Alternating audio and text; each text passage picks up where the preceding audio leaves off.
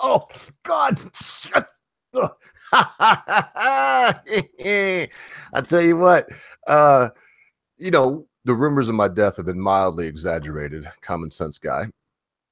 Although, I don't know if you've ever been in this situation to where, now, I'm going to be careful here. I want you to listen carefully and then answer carefully. Not that you were suicidal or that you necessarily wanted to die, but I have been, and have you ever been in this situation where you understood? I just watched this documentary about it in Oregon. If you're terminally ill and you're gonna die, you can go and get this stuff, this pills, but you got to put it in water and drink it, and it kills you. And I watched the documentary, 4 people. Oh man, I don't know what to say. People is horrified. Ooh, it's euthanasia and all this. My point being, have you ever experienced a kind of sickness where you think to yourself, yeah, when it's my time, if I'm struck with some terrible illness, I could see how it would be logical and not so terrible to say, I've lived my life and it's time to move on? Me personally, no. I've been in different rooms and I've seen different people where I've felt that it's at the best, that it's probably best if you went in your own way rather than people being forced to go through all the pains of what cancer and stuff like that can be put through to people. But for myself, no, I haven't had any particular illness where I have been in that much pain or I have felt that depressed from the illness where I wanted to go. No, I definitely haven't. Not myself. I've seen it. I understand it. I can empathize with it. But me personally, no, I haven't. Well, and that's what I mean, common sense. I wanted to be careful about that. I don't mean have you ever, but have you ever been so ill that it put you in the state of mind that you said to yourself, yes, I can see how if I knew I was terminal and I felt this bad or worse, I would be able to just let it go. And I don't know, maybe that's, me. That's why I'm the ogre, man, because I think about the darkest, dankest, most Stephen King-ish shit that ever was. Pardon my language, pardon my French. And I don't think that's dark, though. I don't mean to cut you off, but I don't think that's dark, though. Just because you were thinking that you would want to die with dignity if you had a terminal illness, I don't see how that's dark. It's more of a dignity thing, isn't it? Thinking, I don't want to get to that point where my mum, my dad, my wife, my husband, my son, my daughter is going to have to clean me, wipe my ass, turn me over, just because I can't do anything because of an illness. Now, personally, myself, I would probably take euthanasia. I would take my own way as soon as I knew I was going down that road and I knew there was no way for it. But as I said, I have never felt that way, no. But I can understand the principles and I can go with the principles. Well, I'll tell you, that's the best way that you can say it. In fact, I think the name of the movie, it wasn't Death with Dignity. I'm actually thinking of a Phil Hendry skit. If you know who Phil Hendry is, press 1. I'm just going to say this. Well, he had a guest. Oh, well, and that's you. You're English, so you probably wouldn't know him. I don't want to say much about him. If anybody knew who he was, they would be pressing 1. But he had a guest on one night. Oh, I'm trying to think who it was. I will say this. It's a bit of a hint, but you either know him or you don't. All of his guests were him. And he had something like 68. He has something like 68 of them.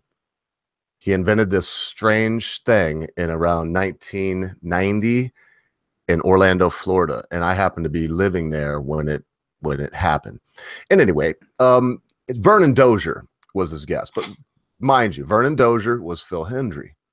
And Vernon Dozier came on one night and he was letting people know that we need to have death with dignity, that once grandpa, and that these pills, pharmaceuticals were so expensive. Big pharma. It was all about big pharma, common sense. And this must have been about 1998, 99 when I heard this. This was live too, coming out of LA. And, big pharma is a big problem. It's big money. So we need to have death with dignity. So what you do is we are opening a new, and people think this is real common sense, except for us constant listeners. But most of the people that listen to talk radio, they don't tune in often. They don't know who they're listening to. They're driving through. Who knows how they are listening? But and he proved this for now going on all these years, 30 years.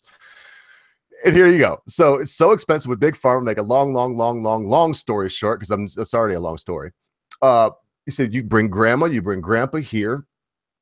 And we introduced them to the folks, the staff. We let them settle in. And when they least expect it, as they're maybe out by the reflection pond, one of our orderlies comes behind them and gently presses a 9mm right behind the ear.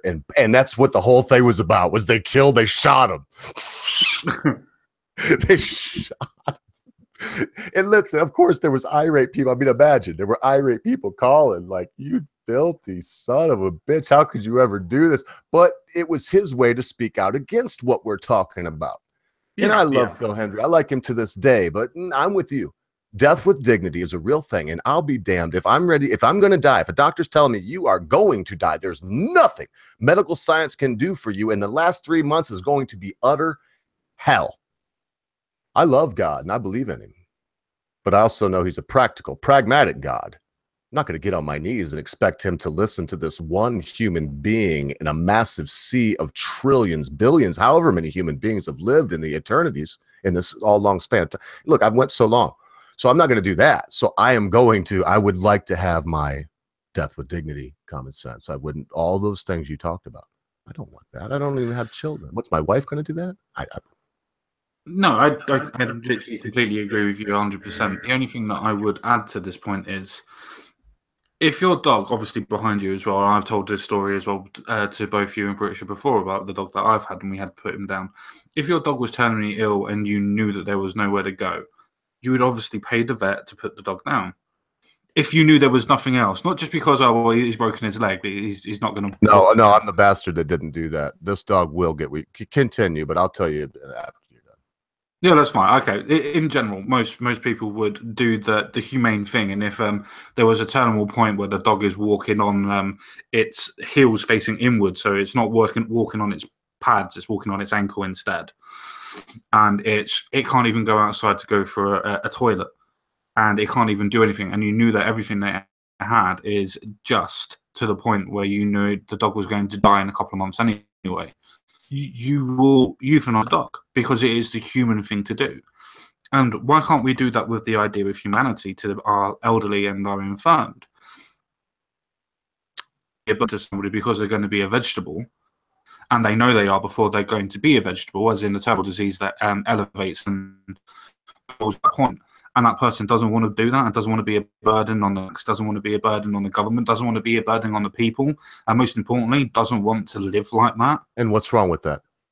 Surely that's the most humane thing to do. We would do that for an animal, so why wouldn't we do it for our own human beings, our own flesh and blood, our own brothers and sisters?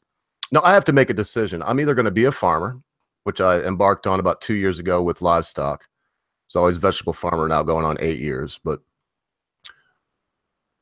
I got to make that decision, common sense, because no, I'm the cruel bastard that my last two friends, dear friends that lived to be very old, they died. Thistle died in my arms. I was trying to give her CPR. She had a heart attack. And thankfully she didn't do because that didn't happen like Thorn, my beloved Thorn. If you've ever seen the movie The Lost Boys, it was a movie that had a pretty big impact on me when I was young. I really enjoyed the story, the idea of the story, the whole thing. And when the head vampire had a watchdog that watched over him when he slept. The Frog Brothers came there, and the dog was there. And he's coming in one day. He's opening his gate, and there's this big white German Shepherd, and he's like, "Hello, Thorn." And I named my dog Thorn. She lived to be 16 years old. She's been in every state except North Dakota and Alaska and Hawaii. Because I drove truck when I had her for a long time, and I never locked my truck. It'd be a long, long story, but I'll tell you this, common sense. It's words of wisdom, folks. Reels over feels. There comes a time where it is the time, and my voice just shook a little bit, but I'm going to try not to let it shake again, because there comes a time where reality supersedes fantasy, where what will be trumps what you would like to be. Weltschmerz, I believe, is what the Germans would say. The difference between the world you wish it was and the world that we live in.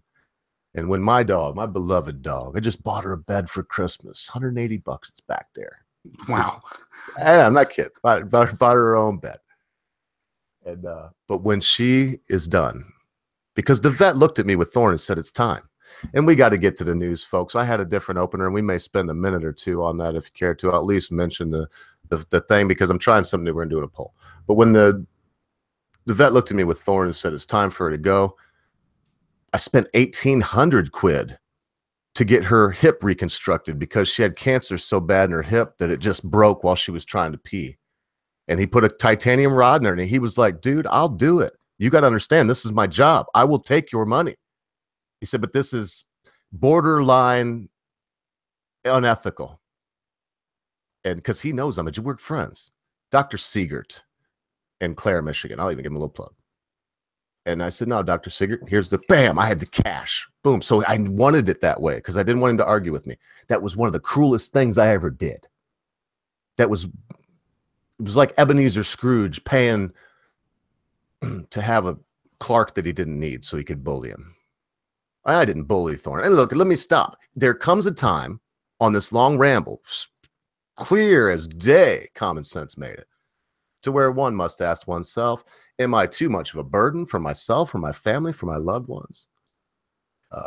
And of course, if we would do it for ourselves, we'd do it for our pets. We would do it for other human beings. We wouldn't look at it as a cruel thing. Boy, that's kind of crazy. But this time of the year is the time to think about these things. Isn't it common sense? Because you know what? So many people want to give this time of the year, when sometimes they should be a little bit more realistic and think about how they're going to make it through the year, right? Well, it's a funny topic that I say it's a funny topic. It's not a funny topic, but it's a interesting topic. Whenever you get anybody that's terminal that happens around about summer sort of time, everybody always goes, oh, I hope they make it to Christmas. The New Year. Why? Why don't you hope that they come around to next year or 10 years time? Why does it matter that they get around to this holiday? Or they need one more holiday? Well, if they're too ill to get to that holiday, and through all that pain and everything else like that, just to make yourself happy, because it makes you feel better that they've had one more holiday with you, one more Christmas, one more birthday, one more whatever you want, where it's more important to think of what that person needs, not what you need. And I think that's a lot of people that go, oh, I have to keep on giving. I have to keep on remembering what's going on. Make it to the next holiday. And it's just like, no, I want you to be as happy as you can be. And if you're happy here, then you're happy here. If you're happy at home, let's go home. Wherever you want to be, wherever you want to die, wherever you want to finish, that's where we're going. Because that's all you can do in this life. And give that person dignity. And not worry about what your own selfish means are. As in, let's get to this holiday. Let's get to your birthday. Let's get to little Susie's birthday. She would be really happy if you made it to her. It's like, that's so much pressure to put on somebody that should just be thinking about making themselves better or making themselves comfortable. That's just amazing to me how people think that, oh yeah, I'm just saying this to make them feel better. No, you're not. You're making it for yourself to make yourself feel better. Nobody else. Sorry, a little tirade there. Okay, I'm going to answer Surfer this way then. And for today, maybe a couple days, I'm going to say that, well, no, forever. You know, it was like one mention. I think on every topic, we should each be able to shout out one person in the chat. And if it gets to be too much and we can start to pander, you'll tell me if I'm kissing somebody's butt, and I'll tell you if you're kissing somebody's butt. We won't do that. We run our own show here. We don't let it dictate. But yes, so I'm answering Binary Surfer. She knows, Binary Surfer. She knows. I mean, the topic came up today about 2 wives. I've had 2 wives. I tried the 2 wives thing. No, it wasn't legal. But I had 2 wives. I had a very serious girlfriend and a wife and was trying to convince them both it would be okay. Best of luck to any fools that would like to try that. Because for me, it was only about one thing. I tried to tell myself it was about something else, but I think everybody knows. I was just being a pig. And so maybe I'm judging wrong, and we will move on. We can talk about this if you want to, guys, since you brought it up today with these people. I mean, these people, look at those folks. Look, I don't even want to ask you. I was going to ask you, would you want to have to sleep with half of them women on that picture? No. No, God. In fact, more than half. There's only like 1 or 2 of them that I would even want to kiss. There's only about 5 of them I want to shake hands with. Well, I'm probably what you would call a very, very, very old-fashioned person. If I'm with my missus, I will look at girls. I'll admit that. I'll look at girls and say, well, wow, she's really nice. And I might even fantasize about other different things and stuff like that. But I would never act upon it. I might even flirt to a point, but I would never act upon it, ever. There would never be a chance where of me getting too drunk where I would take a girl home and do something while I'm with my missus. Ever. Well, not one iota. That's not old-fashioned. That's honorable. And I was clear about what I did. I've never done anything that everyone didn't know about, but I can be persuasive, as my missus can. And we've both done things. In the end, I don't know if either one of us like it. So I would say this. I think that maybe, just maybe, the traditional route would have been the best for us and could be, just could be, the best route for everyone else. So kudos to you, Common Sense. It takes guts and it takes fortitude to stick with somebody. It takes alcohol.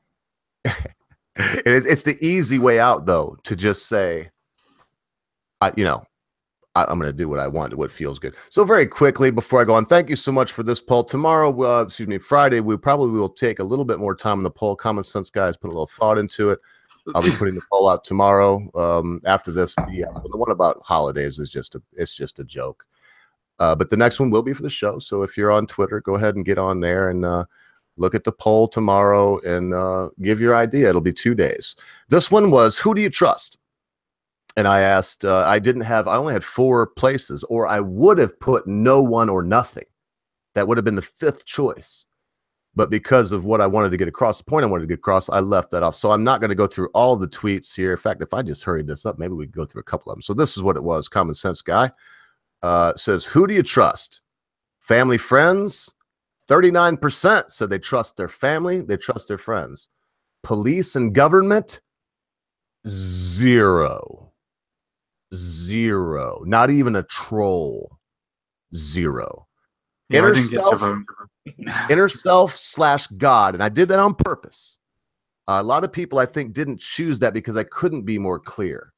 But a lot of people, I think, got that wouldn't have chose God or wouldn't have chose inner self, because there is a semblance, but they are vastly different. And that was the winner with 57%. And then 4% said media. I'm almost inclined to think that was trolls. Common Sense. What do you think about this whole deal? Was it just crazy? I mean, that was the idea. It was a punt. Well, I find it interesting. I like the idea of people being able to trust themselves, and people that go out and actually do the research and things like that, or people that believe in God, depending on the way that they've understand the wording that you used. But I, like yourself, I presume that they've mainly gone for themselves. But the 4% that have trusted the media, that's a bit scary. I would have thought that 4% would have been government more than anything else, or at least police. But well, you can see how I split them. But the police, government, media they were both kind of not jokes, but Well, I find it quite scary that people have 0% in police, at least, even if it is the way that they worded it, police, government, that nobody has any faith in the police. But yet when you have things that come up against them, like Black Lives Matter and things like that, you then have loads of people that come to their defense. But yet you wouldn't trust the police in themselves. Well, and who do you call when somebody's trying to kill you? Exactly. Now, family and friends one at 38%. Is that 39%? Sorry. Yes, at 39%, I'm quite worried about. Because that means on political issues, for instance, if your dad's a Labour supporter or if your lad's a football supporter or whatever, then generally you're going to go on those people because that's what your family and friends do. Isn't that the idea of collectivism that we're trying to fight against? I would have thought our subscribers would all been a little bit more cleverer than that. So you think they would have been less on family and friends? I was honestly, this is a great conversation. I was honestly thinking, I was hoping it would be more. That was where I was thinking people would sit, because this was, let me just read this right here very quickly. Amanda Wolfchild says, my answer isn't up there. My answer would be no one. So I had a chance to prod her a little bit. I said, you don't trust yourself? And she said, nope. I watch myself just as closely as everyone else. And I put, wise answer. We fool ourselves more than anyone, for sure. Every human does. And that's why the inner self / God, I don't want to. This is definitely not. I'm not an atheist. I have made so many statements. Everyone knows what I am here, so I'm not gonna. I don't lord it or pound it. I'm just saying everyone knows what I am. But inner self, God. So where would you lie? Oh, I'd have to be with a 57%. Inner self, God. So, and you're saying, of course, you're saying your inner self, your gut. I trust in me. I trust in me to do my own research and make my own decisions. Cheers that. And maybe it's because you know yourself and I know myself and you know you're trustworthy. And whereas I did make the statement, all humans are untrustworthy and shouldn't trust themselves, it doesn't apply to you because that I would be biased, wouldn't I? If I knew that I was untrustworthy, I would be biased. And I would assume, it's like the stoner, which I smoke pot, but I'm not the stoner that assumes every bloody person on earth smokes pot, or let's just say the person that smokes Dogans. And so they want a fag, and they assume everybody smokes fags. So they say, well, you got a fag? And you're like, no, I don't smoke. And they don't even really believe you. They think you're like holding off. You're holding back on the Dunhill. You're like, no, I don't smoke. I've had that a couple of times. I quit smoking about 3 years ago now, and I still get asked that when I go to local with my mates and that. Not by my mates because they all know. But I still get asked by people that have seen me or known me or whatever, going, "Oh, you got a cigarette? You got a fag?" But no, I don't know. It's like I quit. It's like I quit. Oh no, why are you outside then? If you quit, it's like because my mates are outside smoking.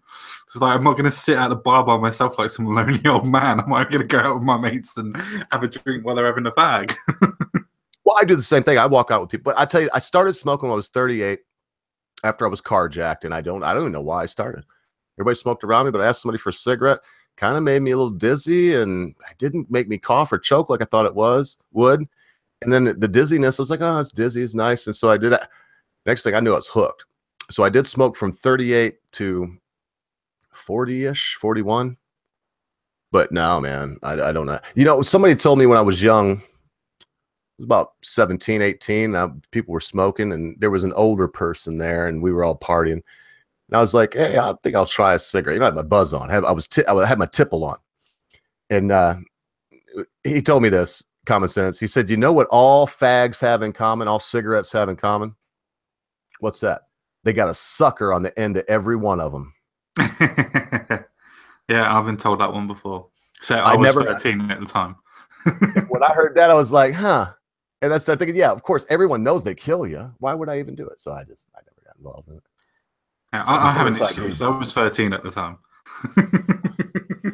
I was a kid still. Quit years ago, and you're still a young man. So it's not like you were foolish enough. I mean, there are people that keep smoking, man. Smoke until it kills them.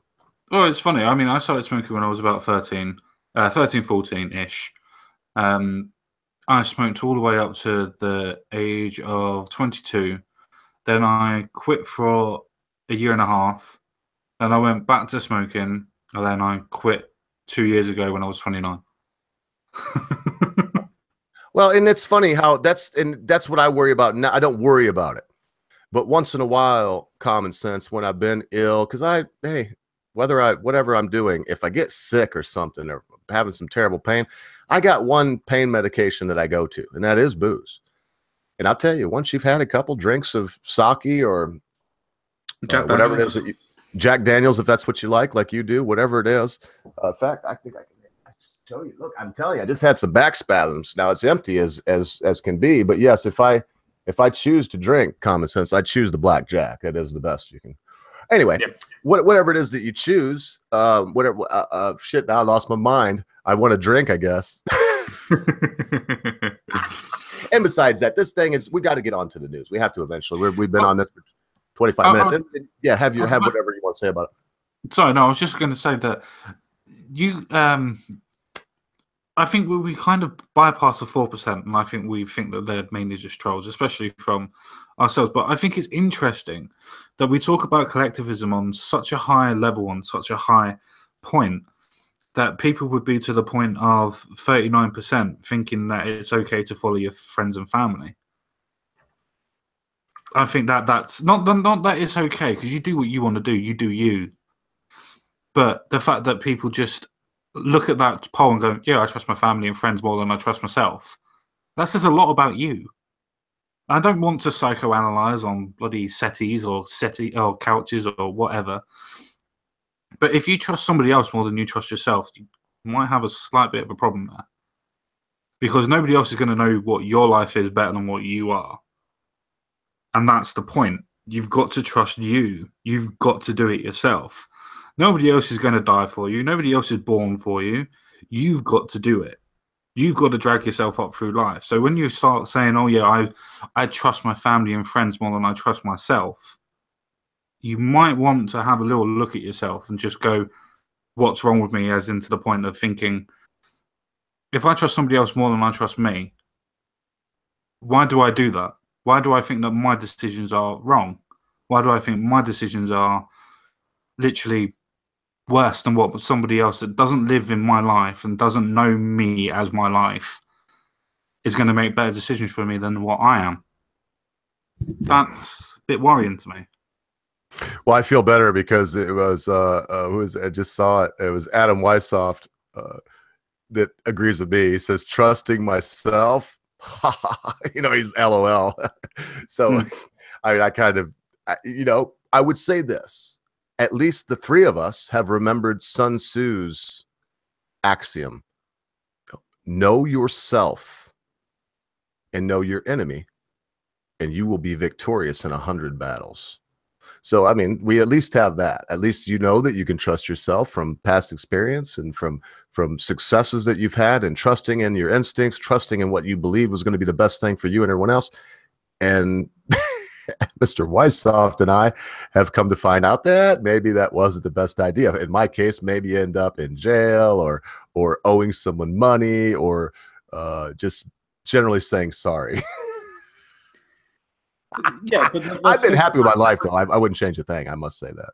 Yeah, but that's still the process of life, though, isn't it? That's still the process of, at that point in time, you felt that that was the best thing for you. As some people that go on to drugs and things like that, that was the best idea for that person at the time. But that's not to say that somebody else is going to be able to get you off of drugs or alcohol or whatever. That's not going to happen. Nobody else is going to help you get off of that substance. Nobody else is going to help you get clean after going to prison. Nobody else is going to help you get back up and ride that bike again when you have a crash, when you hit a deer. You're the only person who does that. You're the only person that can actually get yourself back up and get on a bike or get back into driving again. You're the only person that can get yourself to stop drinking. You're the only person who can get yourself to stop drugs and things like that. Nobody else is going to be there going, knocking it out of your hand, going, oh, you're a naughty boy, don't do that anymore. You've got to do it. That's where self-thinking and self-trust comes into play. If you don't trust yourself to make a good decision, how can you trust somebody else to make the decision for you? Because they're not going to have your best interest. Now, is that self-trust or self-actuation? No, it's self-trust. It's self-trust because you know that you have to trust yourself to make the best decision. Because once you get yourself clean, you've got to make yourself have the decision to decide whether or not you're going to stay clean. So if you've got a drug problem, you've got to be able to know that if you go near drugs, you're probably going to go down that road. So what do? Do you go with your mates that are still druggies, or do you move away and then start a whole new life again and not go anywhere near drugs again? So you're away from the temptation. It's all about personal responsibility. Sorry, alcohol. I'm blaming the alcohol. Oh yeah, no worries, no worries. Have a Jack and Coke, mate. I'm not ashamed. I'm a little socky myself. I try to hide stuff sometimes when I do have a drink. These days, because I don't want anybody to worry about it. But yeah, it's been a hell of a fucking month. Went from bad back spasms, and I was having a couple shots of whiskey a day, to one of the worst sickness. Now, don't get me wrong. When I had my stomach sickness, it was down and out. I didn't have, but maybe I'm a little too Scottish. It's only 1/8. But I'm that guy. Look at my, the red hair. It sure did pervade. And I'm the same way. It's like when I feel like my constitution's down, and there it is, not an apology. There you go. That's my reason for not trusting myself. Because I know one thing: if I use alcohol continuously, if it becomes a habit, if I habituate its use, it will be a terrible thing. And I've seen some great advice in here, folks. I'm not even going to call out any names. I just want y'all to know, please remember that I think I can speak for Common Sense Guy also. I can. And if I'm speaking wrong, he'll tell me. We are, to a certain extent, actors. We are pontificators. We do soliloquize. We do consider different options and different ways of being and thinking.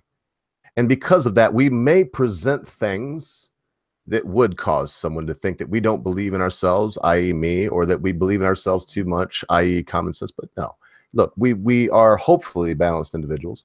And what we do want to do is present something that would be interesting for everyone to hear. So that said, man, you worked hard today, common sense. Like me, your hard work, I think you even said, give me 10 minutes. Your hard work didn't take you a whole long time. But I'm only saying that because I also know that it didn't take you a long time because you had your normal sources and you quickly went and you checked some stuff out and you came up with some pretty good stories today. So if we're closed out on the, and thank you so much, everybody that participated in the poll. Look for poll tomorrow from Common Sense Guy. We'll be taking care of it Friday. So if there's nothing else on that, I wouldn't mind going right into one of these stories. I would suggest we go from one on down. Starting That's with fine. I just wanted to use my little checker to bring to attention Binary Surfer's comment. And that comment is at Common Sense Guy. That's not quite right. Someone may make the best decisions for you if your interest and theirs align. However, they won't unless they do.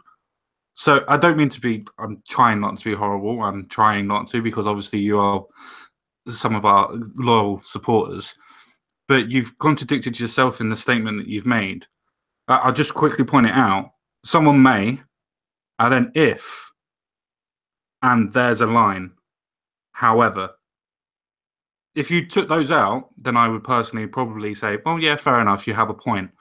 But you've already contradicted yourself in that point. Now, I'm not trying to completely denigrate you or anything else like that. It's the point that if you're trying to rely on somebody else, it's if, it's me, it's maybes. It's not a case of I want to get myself clean, so I'm going to get myself clean. It's I'm going to rely on my sponsor to be able to make sure that I don't do anything. It's not your sponsor's problem. It's yours.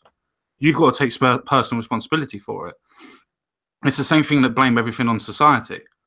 Now, I'm not trying to sit here from a person of authority and actually say to people, oh, it's easy.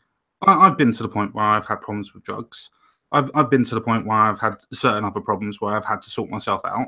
It's why I can say and attest to it and be proof of it to say that you need to have your own personal responsibility. It's nobody else's fault but yourself.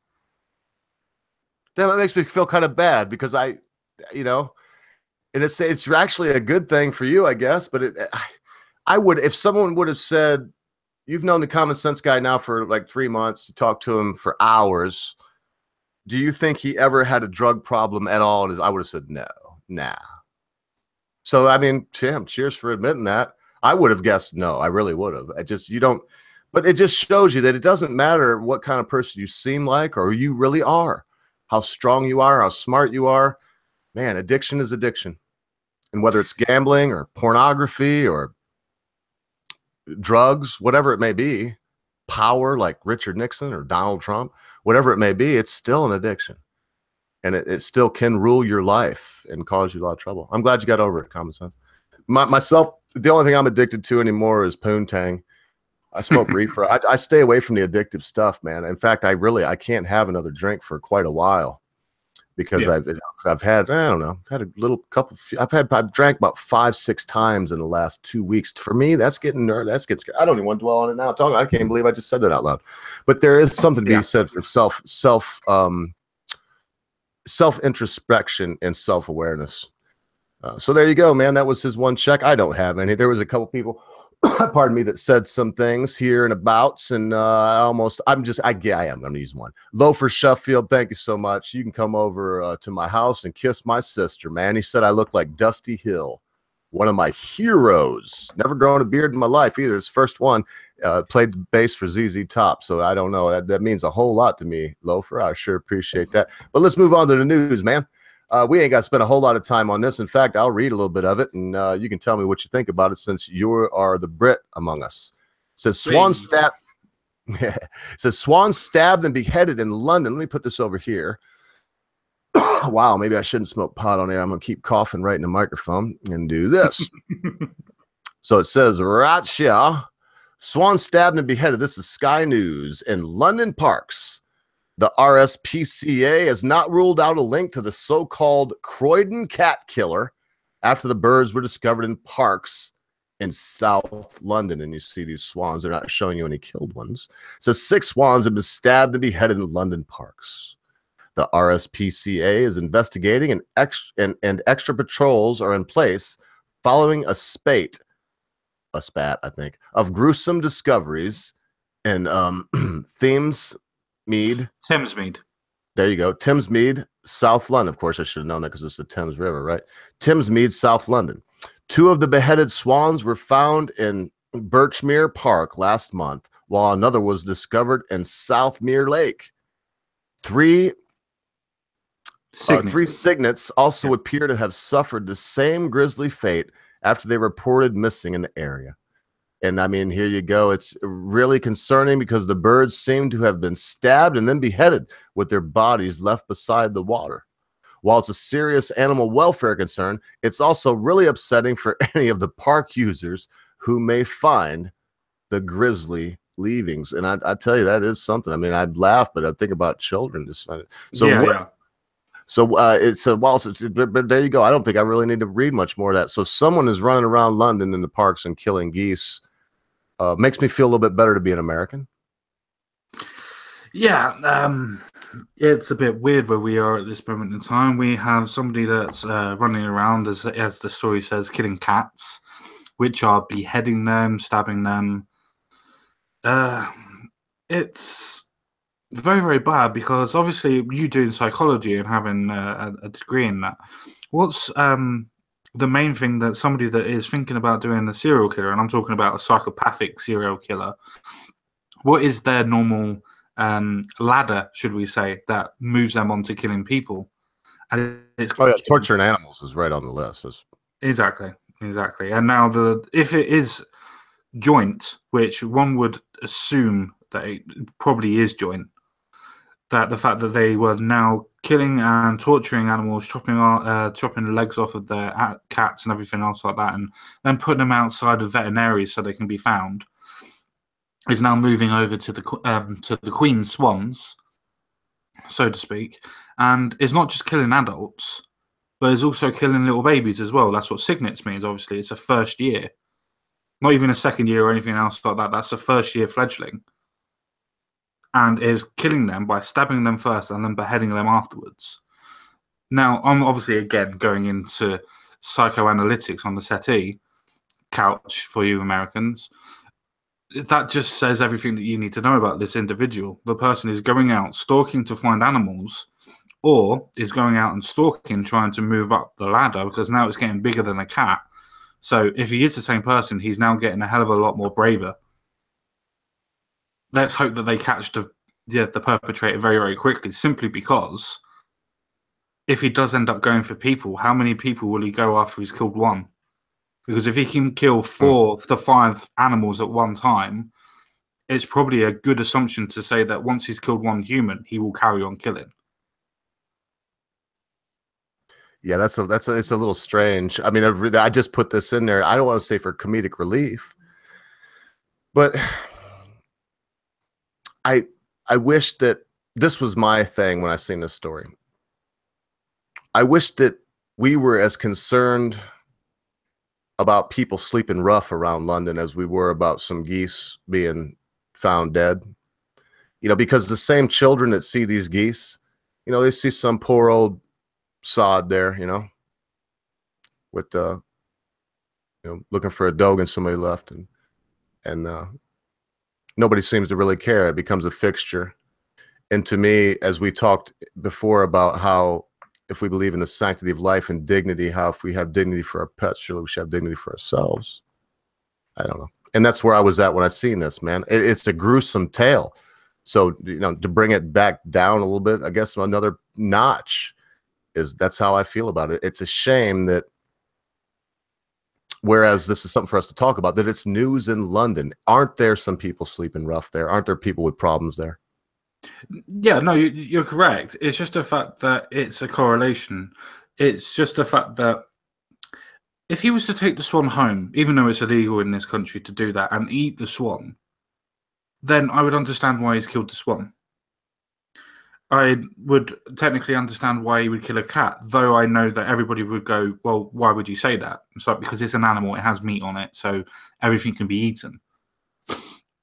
I mean, after all, the Chinese and the Eastern people always eat dog and things like that as well when they have too much of a high population of it. So, and obviously insects and things like that. So everybody eats different things. So I could understand if it was something to do with eating, but it's nothing to do with eating. It's almost like a ritual killing, to the point where they kill the animal, as in the cats as well, and then they torture the animal afterwards by dismembering the animal, either by beheading them or taking bits and pieces off of them and then putting them somewhere so people can find it. It's a ritual killing. It's a point of, this is somebody that is working their way up to killing humans. And I think that's the reason why it's a story, because it's a correlation between the cat killings that are going on. And by the way, they have found over hundreds, I'm not exaggerating, hundreds of cats that have been killed.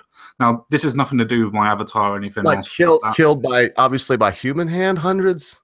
Yeah, hundreds, literally stabbed, killed, beheaded, cats' paws being cut off, tails being cut off, sliced down the middle, ripped in half, put outside vets and things like that. Okay, perfectly placed. I got you. Mercy. They've been perfectly placed and put to places where people can find them. And this is just a point of story of going up to a point of somebody is working their way up to killing people. And I have no problem with killing animals to eat them. I have no problem with that. But it's the point of sanctity of life for me. If you're going to kill something, then you need to do something with that body. And that goes to the fact... Sorry. No, carry on. No, carry on, man. That goes to the fact. Yeah, I was going to say that it's the same as if you were in a war. You always have breaks in war to be able to move the dead off of the battlefield so that they can be buried. And that's all part of sanctity of life. Even in the midst of war, when people hate each other, we still give that respect for them to take animals off of the field, to be able to take anything off of the field that's dead so that they can bury it or cremate it or do what they need to do for their religious beliefs to send that animal away or that person away. So for this to happen, it's a case of you are literally stabbing, killing the animal, and then beheading the animal afterwards. There is no respect for the sanctity of life, and then there is no respect for the dead after that as well. Meaning that this person is probably slightly crazy and is not doing it as a symbolic killing. Well, probably is in their head, but is doing it because they're slightly crazy on that aspect. Yeah. Well, we have to assume they're crazy. And I'm going to pop this in too, because JJ Soda Rock's going to get my nod on this story, because it does. I'm not going to lie, man. I like JJ, but it goes against what I think. It says, Ogre, swans, and cats don't have a chance. People do. The homeless get opportunities to help themselves. Listen, man, it was said earlier, and I won't mention their name because I'm using you as an example here, not to beat up. And look, we're not going to say it every time. Common Sense said it before. I'm saying it now. We'll say it once a show. If we mention you and disagree, we're all here because we're big grown-up people. It's no offense meant. Offense can only be taken. So human beings should be elevated to such a point. And it has been mentioned before that a giant portion of these people, I thought it was JJ Soda Rock that said this, are vets from war. They're military men. Most of them are men. They're downtrodden. They are the forgotten. They are the forgotten man. They are the man that we walk by every day to the chip shop. Once a week, we give him $5 bob, and we figured that $2.50 would be enough. We should have gave him 20 quid. We should have offered him home for a night in a shower. But we don't. I don't either. Not giving anybody a guilt trip. I just don't. It's the forgotten man. I will say this, and Common Sense, I hope I didn't cascade off too quickly off that idea, but we're going to go on to these other stories too. Well, I'd just like to bounce off of what you just said. Well, very quickly, what about Santeria? Common Sense. What if I practice Santeria? What if I want to have a chicken to slaughter it? What if I am Chinese and I move? We don't want to put that down anybody's culture, right? What if I am Chinese and I move to the United States and I'm from the region that eats dogs and don't only eat dog, but believe if the dog dies in the most terrible, and it's hard, you see my best. If the dog dies in the most terrible, painful way, it actually gives them strength, and they torture these animals and then eat them. let me just say this. How the animal dies is mildly important to me, but not that important, because animals are here to serve humans. When all human beings are taken care of, then we worry about the animals. Just as I say, when all British are taken care of, then we worry about the immigrant. As I said, I'd like to bounce off of that.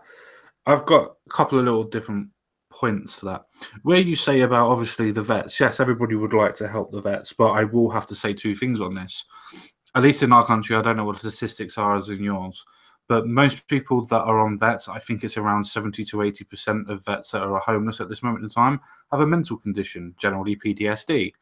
Now, that's to a point where they would either physically attack the people that they are with, or that they would not be able to understand what they're doing, where they're going, or what's going on, so to speak, because they panic too quickly. Which is fine. That's unfortunately what's happened to them, and they should be looked after. I have no qualms with that. But there is a problem. You say that you would invite somebody over and you would invite them into your house and let them look after and things like that. I wouldn't. I wouldn't invite somebody that I know that actually No. If you heard it that way, common sense, not to cut you off, but if you heard it that way, I said I wouldn't. It might have sounded like I said I would, or maybe to somebody else. No, I said I wouldn't either. So carry on. No, I wouldn't either. I'm not different. Fine. No, that's fine. But even just giving them the 20 quid and things like that, it would be to the point of going, well, okay, well, what's that person going to do with the 20 quid? Some people go, oh, we'll be able to get something to eat and be able to get something to drink or just relax for the night or know what he's doing. Well, in that case, then, why don't you give the person 200 quid and make sure that you get some dig so we can start looking for a job? If that's what you believe in, why don't you look after the person if you're going to give them money at all? And then you have the other kind of homeless people that are the ones that are alcoholics and have drug abuse problems. And that's the reason why they're there. Now, I'm not saying that people, because I don't know the statistics in your country, but I do in ours. And I know that it's around about 20 to 30% at absolute max are of common people that have either fled their homes because of sexual abuse or have fled their homes due to abuse in general. So I know that for a fact that there are at least 20 to 30% of people that generally need help and generally need the help that everybody should give them. And I definitely agree with that. But then you have around about 20 to 30% again, where they actually don't want the help. All they want is their next fix. They're not bothered about what they're doing and where they're going. Now, I'm not trying to say that they don't need help. I'm just saying giving them money is not the best idea to do when they're just looking for drugs. Very true. But if you're going to try and help people with PTSD, giving them 20, 30 quid or whatever is not going to help them. They need mental health certificates and mental health people to look after them, to understand their point, to be able to integrate them back into the forces again or back into work again. Not giving them 20 quid so that they can go and drink their life away because they've got nothing else there. Because generally that's what's going to happen. You give somebody 20 quid, they're not going to spend it on trying to look for digs because it's too much money for them. They're not going to be able to reach it. So they're going to feel depressed about it. And what do you do when you're depressed? You look for a way out, which is either drugs or alcohol. And that's how the cycle continues. No, I have to admit, it made me think when you're saying this. No, to be honest, when I was saying that, even though I wasn't considering it's the reason I was saying it, it is. That money is to make me feel better. It's not to help the person. Exactly. It's just to make me feel like I've done something when really if I did anything, it's true. And it's good coming from you, common sense, because you're not some rich politician or some rich businessman. Because when we hear this from people and they say, oh, if you give people money on the street, you're not helping them. It's easy to say, oh, you're only saying that because you don't want to help. No, it's just the gospel truth is what it is. Well, as I said before, I've had problems. And I've come very, very close to losing a family. I was living with my family, obviously. And it was a case of, there was a couple of times where I had to run away, so to speak, to be able to get what I wanted, which was a fix. So it was a case of, at that point in time, I had to make a decision. Do I want to live on the streets and be with these people that don't give a crap about me? They just want what I'm going to provide for them so we can all have a merry time together. Or am I going to stay with my family that wants to love and protect me and look after me, make sure that I get all the happiness that I can ever get? It was an easy decision in the end. It was hard to implement the decision, but the decision was easy enough to happen. I'm damn.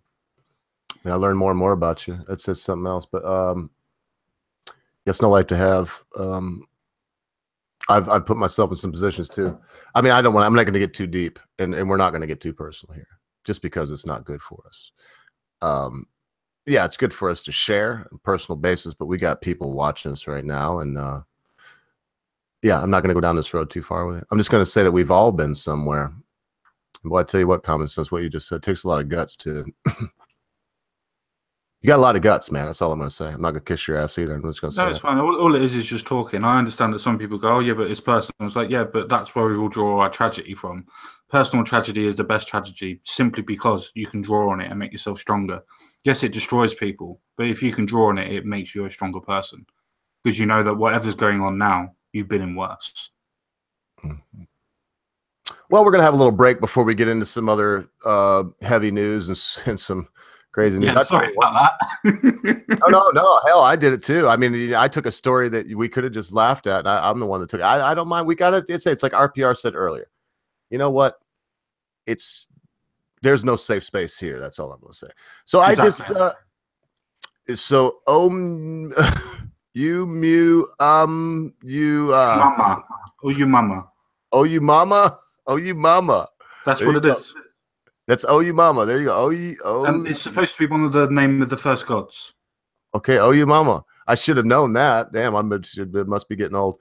I got my 10-year coming up from Divinity, coming up like next month. So I got a little excuse.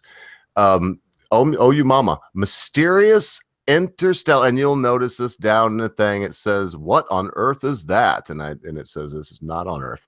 It says, "Oh, you mama, mysterious interstellar object probed for signs of alien life. The cigar-shaped object is the first discovered in our solar system that appears to have come from another part of the galaxy." And you can see this on your screen. This, I don't know if this. It says an artist's impression of "Oh, you mama," which means scout or messenger is "Oh, you mama."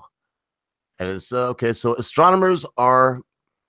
There you go. I mean, there it is. That's the thing.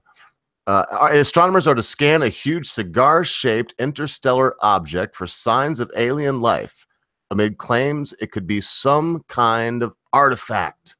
An artifact meaning a piece of something from somewhere. That's the most interesting part of the story. That they think that there could be alien life on it, whether it be mitochondrial or any sort of other singular cell organism. Wow, mitochondrial. That's not just single cell. What is a mitochondria? Well, it's supposed to be like bacteria. Well, that's not mitochondria are in our body. Yeah, no, like Yakult, that you have good and bad. When you say ribosomes and mitochondria, that when you say single cell, no, mitochondria are much smaller. Mitochondria are things that are alive inside of cells. In our bodies, they transfer ATP. I'm not making this stuff up. I just know it from psychology. I'm not a biologist by any stretch. They transfer ATP. They help in they help in active transport. In other words, I'm trying to think of what else they do. I don't think they help in cell meiosis. If someone else out there in the chat knows, let us know. But mitochondria are things in fact, we have something now that we're discovering. Common sense. I don't want to get too long-winded. We're discovering something called mitochondrial DNA. But all that said, let's face it. If they took some sample of this rock and found any kind of DNA on that, what would that mean to you? To me, well, for one, it would definitely prove that there is a form of life out there, which I have to say, whether you agree with aliens or not, if you honestly feel that in the whole of the galaxy that we're the only planet that has these conditions out of the infinity of planets and everything else that are out there, almost to a point where we have no way of actually counting all of them. Well, you're a brush then, aren't you? Yeah, maybe. Maybe so, but it's just a case to me that I dislike the arrogance of humans where we go, yeah, there's nobody else out there. Really? Well, we haven't even looked in I think it's 5% of the space that we've actually been able to look. Well, in our galaxy, 5%. But in the universe, we ain't looked at none of it. Yeah. It would be the equivalent of not even they don't. I was listening to something. Forget. I mean, it's as far as exploring the universe. Imagine all the sand that's in the earth right now. Every grain of sand. As much as we've discovered right now in the universe is one grain. Yeah. So that's not even. We can't even quantify that as a percentage. No, carry on. This is just interesting to me. But you said the most important thing: if they find one scrap of DNA on this thing, then forget it, folks. No more argument. Something else is there. Exactly. Look, all that alien life means doesn't mean that they're going to be humanoid and look like us. Alien life just means life that hasn't grown on this planet.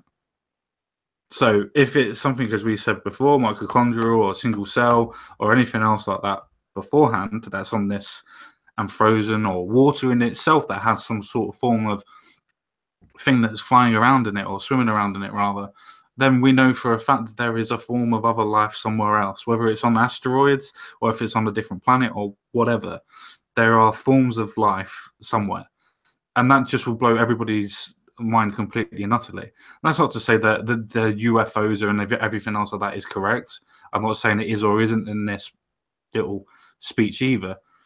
But it just proves the point to people that you cannot be so arrogant in thinking that we're the only form of idea, that we're the only life in the whole of the universe, in the whole of space.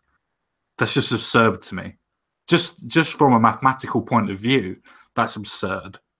Yeah, it's beyond absurd. It really is. Well, I don't know if it's beyond. I guess that's as far as you get. But to think that we're the only thing here, I often ponder not only, what happens when we exit the planet, what happened before we got here. I was just watching, like, Were You Alive in 1968, or Were You Around? They were showing like things. And I was not even a twinkle, mate. I was not even a twinkle. No, me either. And, I was thinking about that because to me, a lot of people don't think of it this way, but everybody wonders, well, what happens when you leave? Well, what happened before we were here? We only know our reality. I don't want to get too crazy or common sense, but we only know our reality. My reality is mine. It's not yours. Yeah, we could be living on two completely divergent realities. They go completely different directions. In my reality, JFK may not have been shot. In your reality, Mandela may have died in 1990. You know what I mean? And I'm not going. I just said Mandela because I know that somebody was Mandela effect. Yeah, that's why I said it. But you see what I mean? Yeah. No, I'm pretty sure, though I'm not 100%, but I'm pretty sure that a lot of scientists believe that life technically begun by asteroids hitting the Earth that had carbon inside of it as well. It had some sort of form of what did they call it? Amino acids on the comets, and that's where life actually kicked off. Because beforehand, it was just a barren planet, and then we had a couple of hell of a lot of asteroids that hit, and apparently a lot of them believed that amino acids come from a comet. Well, an asteroid as it was hitting the Earth. Well, that's not all it takes, though. You got to have some kind of electrochemical spark. Yeah, I think if it hit the ground, you would have the electric spark as well as the heat as well. I'm just saying, what you're describing is like saying if you throw a bunch of logs and dynamite in the air, it could blow up and become a log cabin. I think they've actually proved it in controlled environments as well, where they would actually able to grow make a log cabin out of dynamite and logs. Wow! No, the amino acids. The amino acids actually growing into a form of the sewage swamp that they believe life was made from. But there's no life yet. The day that mankind makes life from nothing, believe me, it will be front page news. Oh, of course. Oh, definitely, of course. It just hadn't happened. They talk about primeval ooze. I know what you're talking about, the primordial ooze and whatnot. And they have said that they said that but they don't know, because they do use that ambiguous god of time that I'm talking about. That I wonder what happened before. And yeah, Matt Barkley, that'll be my one. That's pretty funny. Matt Barkley said, I was in another reality yesterday. That's not what we're talking about. And you know what? The reason are we not though? Are we not, though? Because that's an extremely good point. If you are taking like some sort of form, and this is an assumption, obviously, if you're taking some form of drug that is mind altering you to make you think that you're in a different reality, i.e., say for instance, a mushroom that's a complete and hallucinogenic that completely changes your whole perspective and warps the whole of reality, including your whole feelings. Is that not at that point in time how you're perceiving reality? Is that not how you are living at that point in time? Because at the end of the day, it's only how our brains interpret the reality that's around us that we process the reality as we see it. So that's why people escape, is it not? Because they want to escape the reality. That's why we call things like that escapism, because you're escaping reality. But you're not. All you're doing is forming another reality to escape to. That's a fact, man. Well, we got to move on to another story. We really do appreciate everybody piping in, and I think the main reason that we unless you got somebody to mention from the chat or something else to say, of course, common sense. And I think the reason I pissed them off enough. Yeah, well, the reason we mention y'all is because we want you to know whether you like it or not. We see everything y'all say. You sons of bitches. So act right out there, or common sense is going to kick every one of you motherfuckers out of here. Well, excuse my language. I mean, every one of you. I meant sons of bitches. Pardon my language. I really got to start watching them, man, with this bitch shooting stuff. I wouldn't doubt if pretty soon they will start just kicking people for, that's why I'm just preparing for it. I'm sorry about the foul language. And the sentiment is there. So I just got another great story here. We got this one, and I'm going to try to get somebody to come in on the 5th, but we'll see. Time will tell. I kind of doubt they'll show up, but we'll see. We might have a special guest for the 5th one, a special for the 5th one. So, but here's MS-13, the violent gang targeting rich U.S. suburbia in Long Island. Now, I could read a bunch of this, but I'm not going to. Let me just read a tiny bit of it though, so I'm not just being a dick. It says MS-13 or Mara has organized has origins in 1980s Los Angeles, but it spread across Central America when members were deported back to El Salvador. Some people, especially children, have tried to escape the violence by moving to the U.S., but the threat has followed them. It's estimated that there are more than 8,000 suspected members across the country. Now, MS-13 means murder and torture. My Spanish is fairly well, but I can't remember what the MS stands for. I believe it means murder and torture. They do believe what they like to do is they like to chop people with machetes. Yeah, they like to dismember. Well, dismember people, and in fact, that might be it. Dismemberment. I can't. It's something terrible what their name means, and they're taking it further than they do in Jamaica, where they just like go up to people they don't like and like give them one whack with a machete, and if you can get help, maybe you'll live. These people, like you said, they dismember folks. Look, fields of blood. Look, when do we stop? I'm gonna get a little indignant here, common sense, before I pass it off to you. I'm so glad you found this story, and that's all I need to see of this tripe. When I tell you what, I live out in the country for one reason. MS-13 comes here.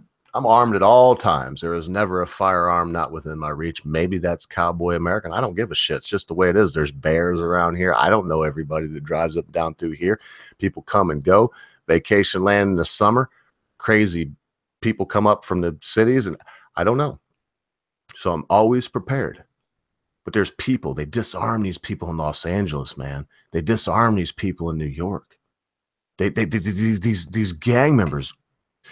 Look, I don't give a crap about political correctness. I don't give two craps about anybody's feelings. This lady that was just killed, and they let the guy off. He said he found the gun and it just went off. Kate, I'm trying to think of her name. Kate. That might not be. No, that might not be. Look, I'm just indignant. So I'm not. Let me wrap this up. It'll go 10 minutes. So I'm gonna wrap it up now. You come here and you don't belong. You need to get thrown out. Well, call me xenophobic. Don't, because I'm not saying that you need to throw out anybody based on their. I'm saying if you ain't American, and Americans come in black, white, yellow, brown, green, purple, blue, All of them. Faggot, straight, fluid, LGBTQ plus 35, 75, 92, 13 with a backflip. All of y'all are Americans if you're Americans.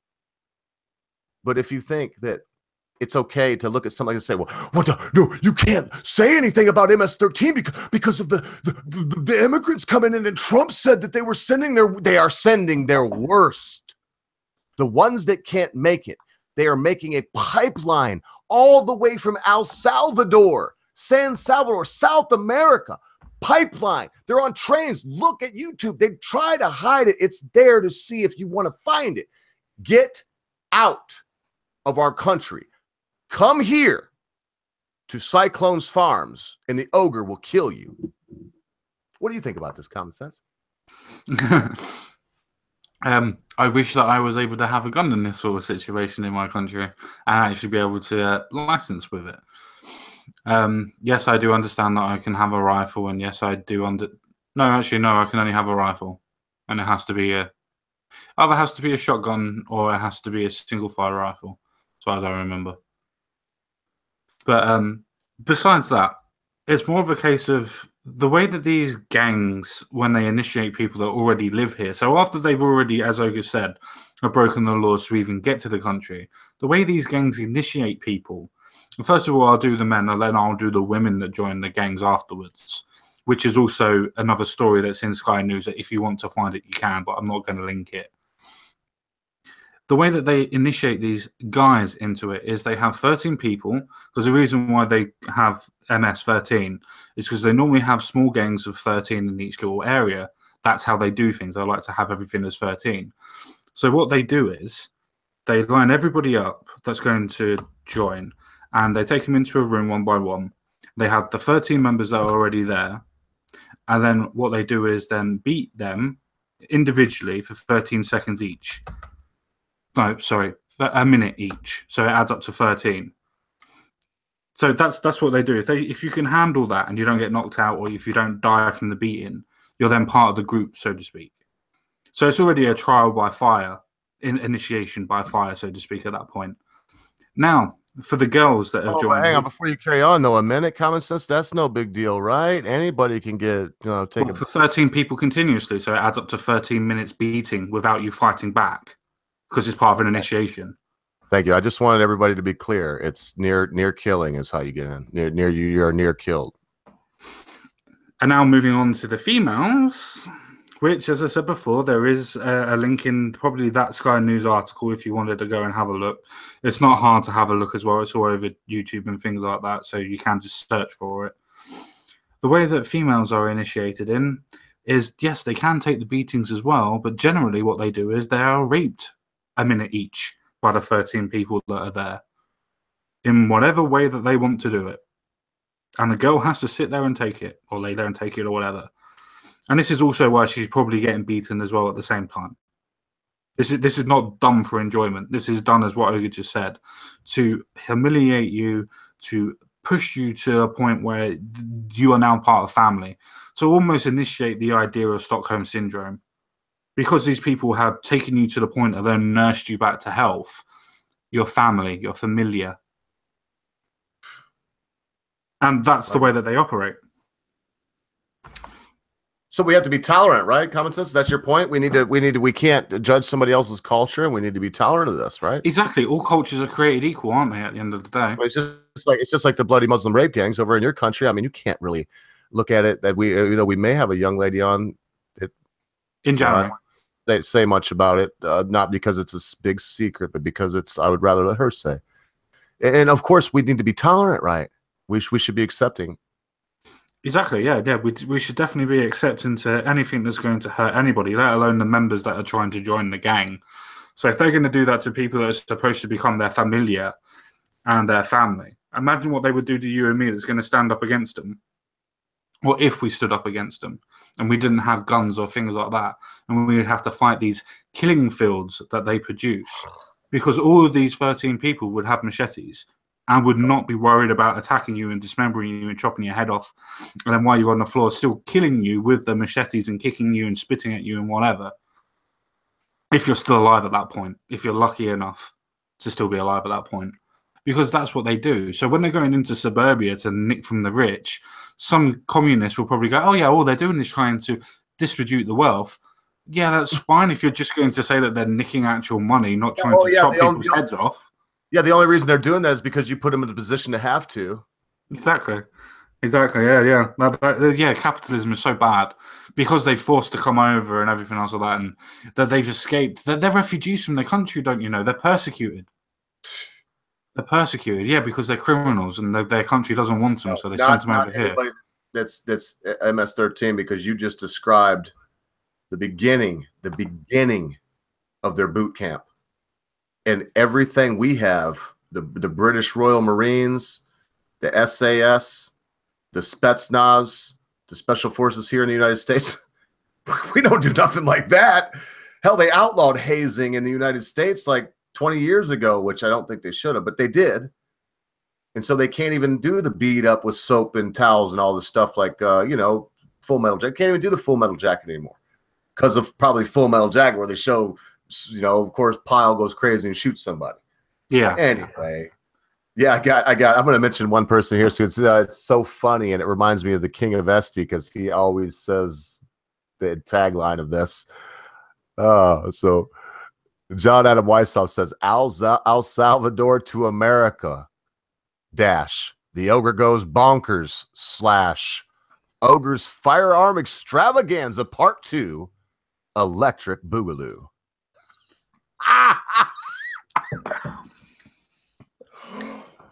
Welcome to the chat.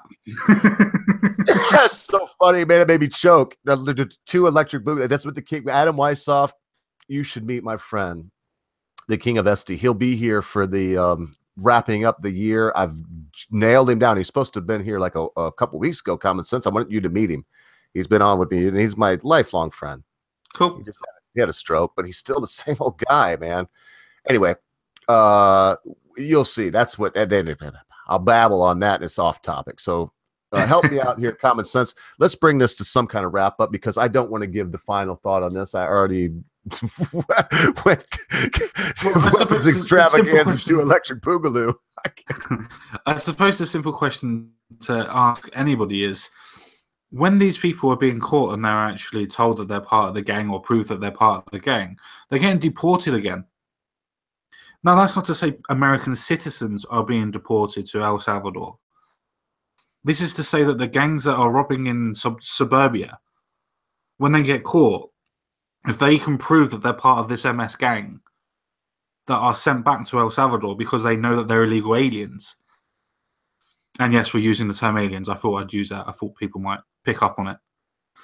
But now I've ruined it, so never mind. So that's the point, isn't it? The fact that you have illegal people coming over, and guess what they're doing? They're causing more illegal activities. It's like when you say that a first impression doesn't count.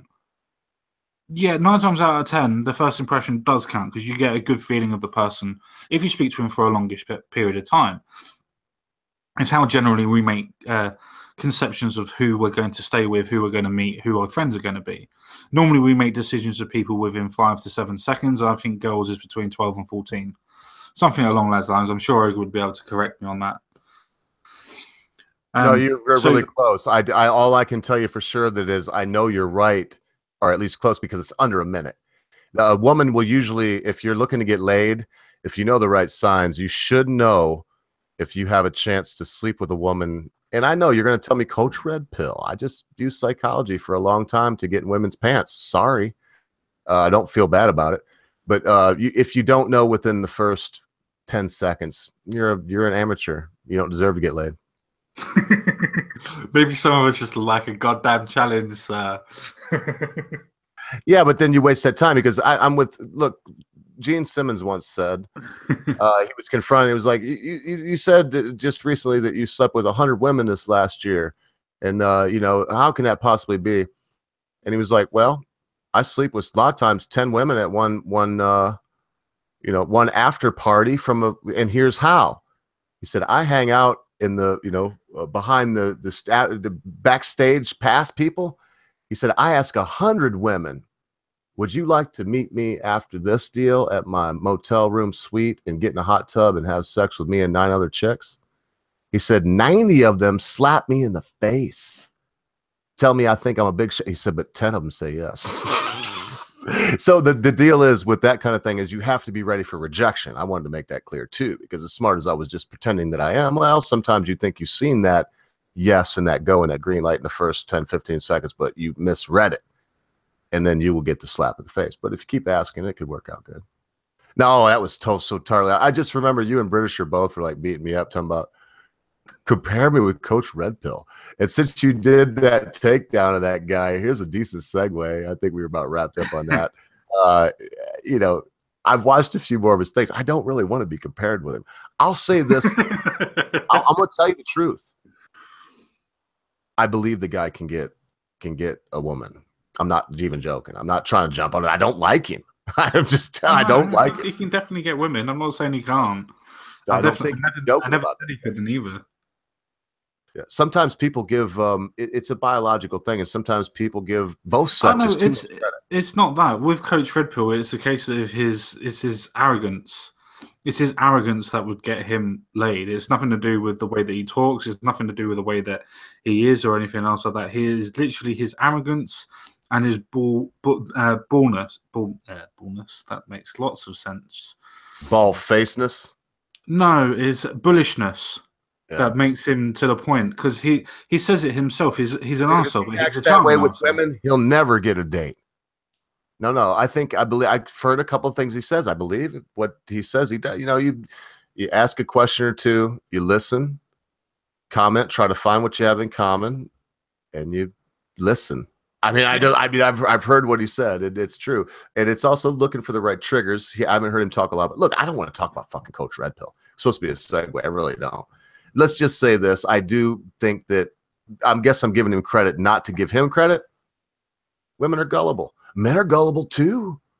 I mean, most guys, if a woman gives them a little wah-wah, especially if it's a dude that ain't, can't get none, like for whatever reason, he's striking out. He might be the handsome. It has nothing to do with looks, but there's a lot of dudes that are intelligent, have good jobs, but they just, for whatever reason, they get the wah-wah, and it's like, man, there's a leash on that person.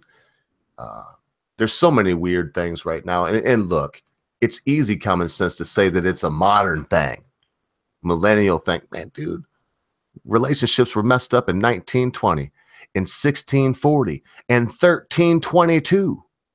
Your English people, your royal family, they've been doing the old Humpty Dumpty intrigue for centuries.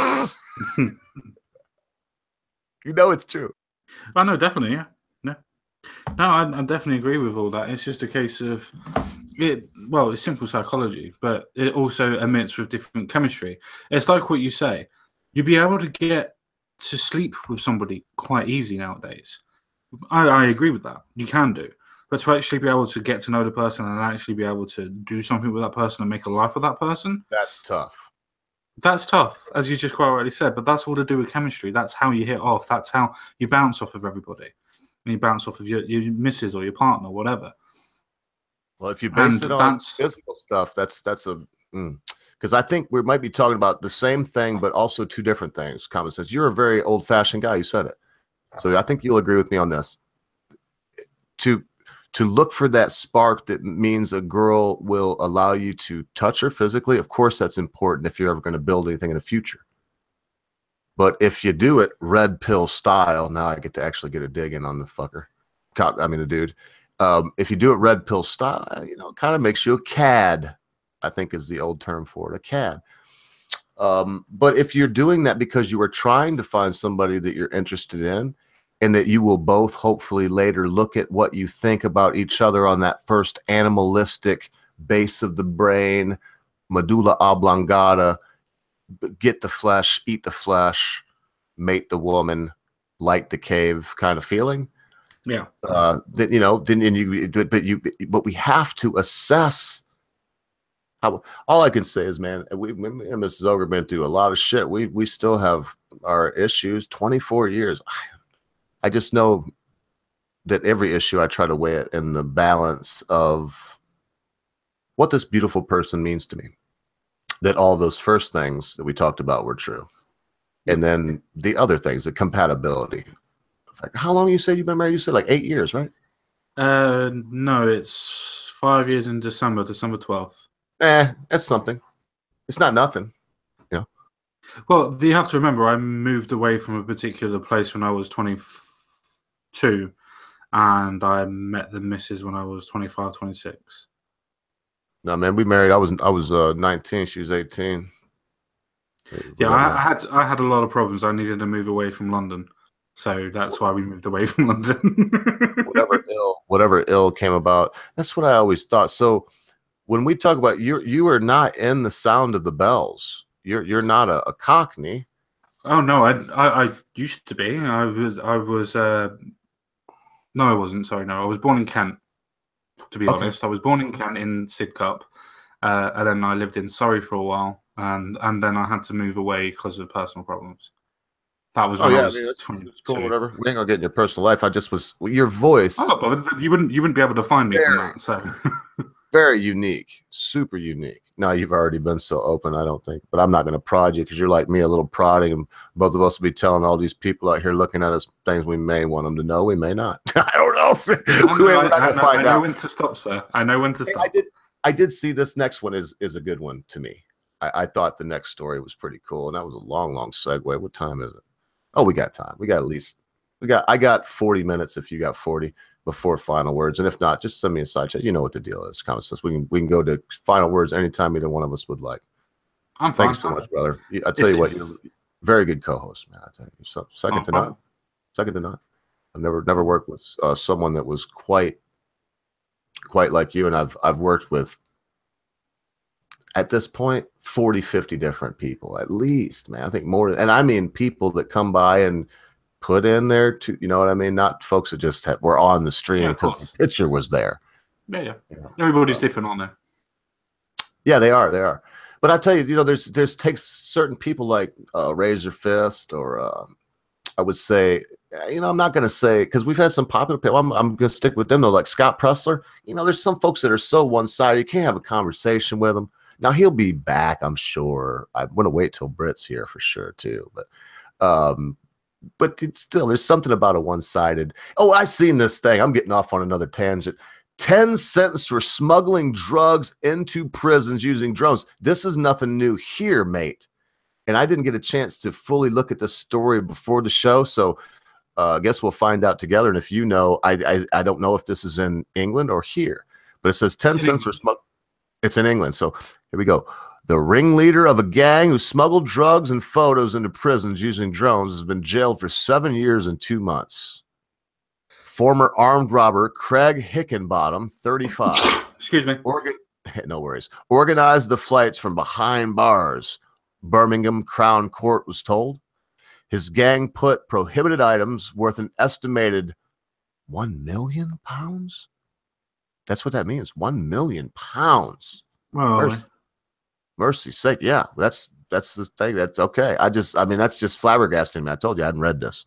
Yeah, so that's 1 million. Yeah, that also includes phones and things like that as well. Obviously, that's a lot of money. Into jails as far apart as the West Midlands and Scotland. About 200 to 300 miles difference. The packages were attached to fishing lines and flown over prison walls. 9 others were also sentenced. The group were convicted of organizing 49 drone flights. So only 40. Oh, it might have been 49. Let me just keep reading. 49 drone flights, although police believe the actual number would be higher. If they made $1 million, I'm hoping they didn't make £1 million. That's like $1.42 million, man. That's a lot of money. That's a big old suit duffel bag full of money. That's a bunch of. As far as I'm aware from this story, it's a case that they were dropping drugs off and mobile phones off in the prisons. Not getting them out of the prisons, but dropping them off to the prisons, inside the prisons. Let me ask you this, mate. And we'll go before I do this, because I've done this on every damn story so far. So it looks like we got the meat of this, unless you wanted me to keep reading. No, it's fine. Okay. where do you want to go with this story? Because I got kind of an idea, but I've picked up my own bait on each one. So what do you think about this? Me personally, I can understand the reasons why that they're doing what they're doing. As in, they're obviously trying to keep the people that have already been put into prison, make sure that they've got what they need, make sure that they've got business calls going in and out and everything else like that. So I can understand it from a business point of view, so to speak, if I'm putting my level-headed thinking cap on. But if I'm putting on my common sense hat, then it's a case of all they're doing is increasing criminal activities. All they're doing is making everything harder for all the prison guards and everything else like that, and causing the fact of overdoses, lots of other things like that. How many weapons were also dropped in and dropped out and things like that as well, or could have been. It's a case of there's so many things that could go wrong with this that it's just amazing that it's took this long for them to be able to catch them and do something about it. It's not like it's something that's hard to see. It's a fucking drone that's dropping off drugs to people.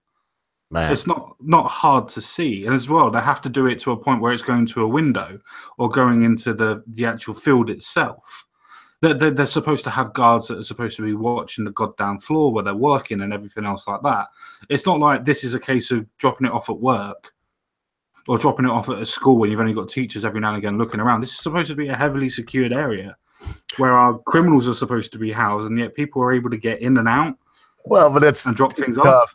It's tough to watch everything they try. They just keep taking. Oh man, Zachary, good to see you. It just seems like Matt Barkley said $1.3, so it would be 1 million pounds.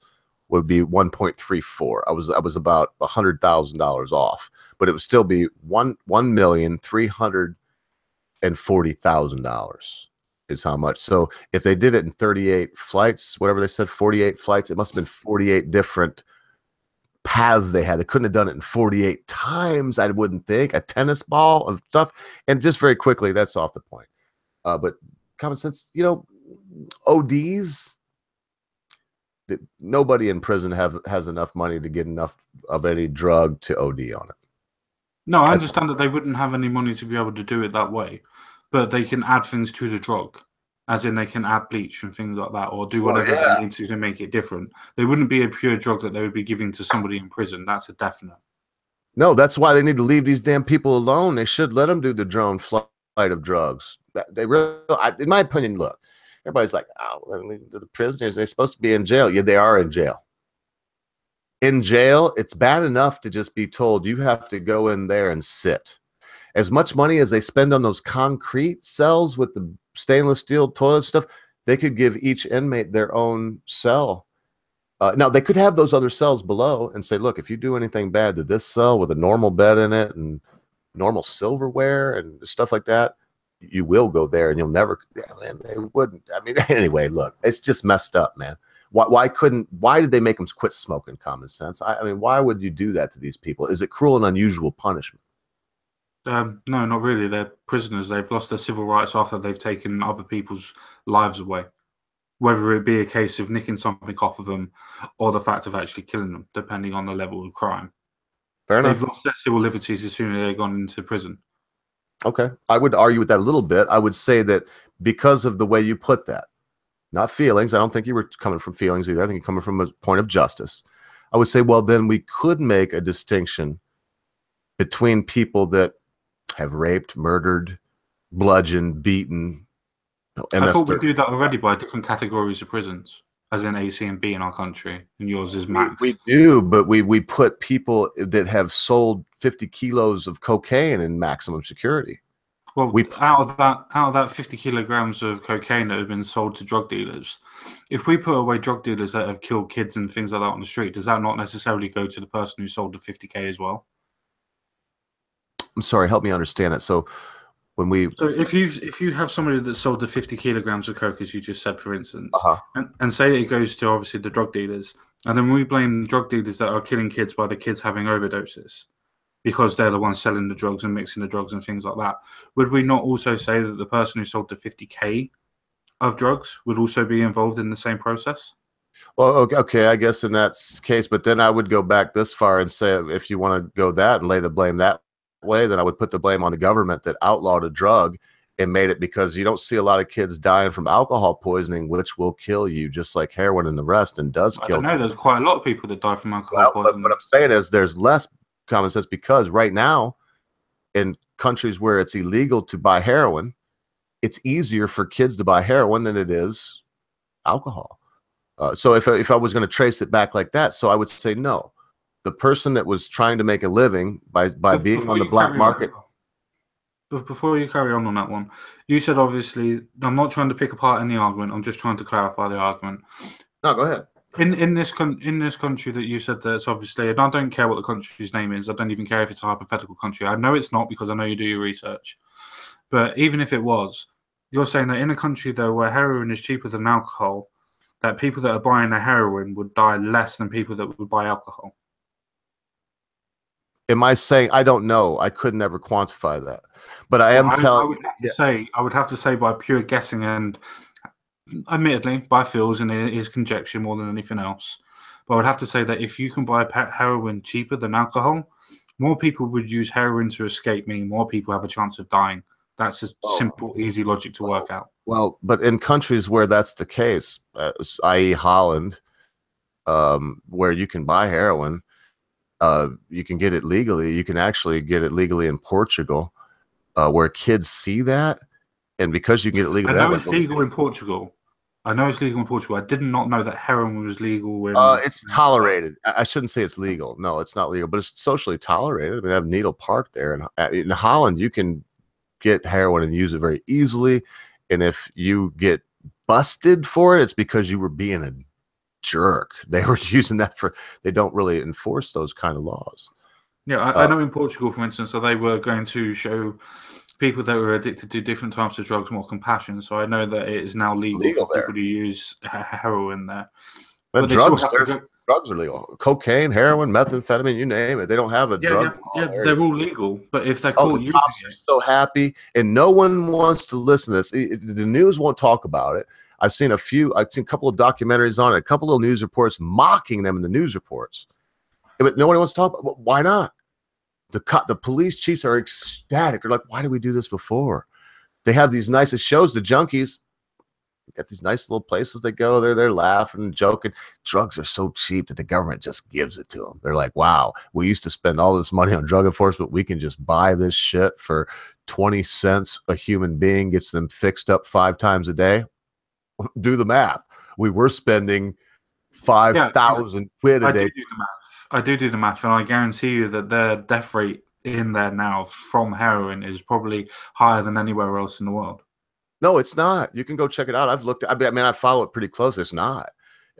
Death rates from accidental overdoses dropped in that country. But everything that one would think, common sense. Can I have a quick note? Can I have a quick question then? Well, yeah, but I can't guarantee I can answer it by what I just said, but I'll answer it if I can. No, it's fine. It's nothing to do with actual statistics, technically. Why is it then that recently that Portugal has such a high unemployment rate, which is around about 62 to 65%? Is there a correlation between that people can buy all these drugs and escape, and the actual correlation of very high youth unemployment and unemployment in general? I would surely have to look into that, because I don't know anything about their economy. I mean, just from conjecture, just from the point of view. I would say that I'll answer this because I'm gonna have to make a lot of conjecture, and I'm just going along with what you're saying. If the rest of the region around them, i.e. Spain and France and everything around them, was doing well at the time.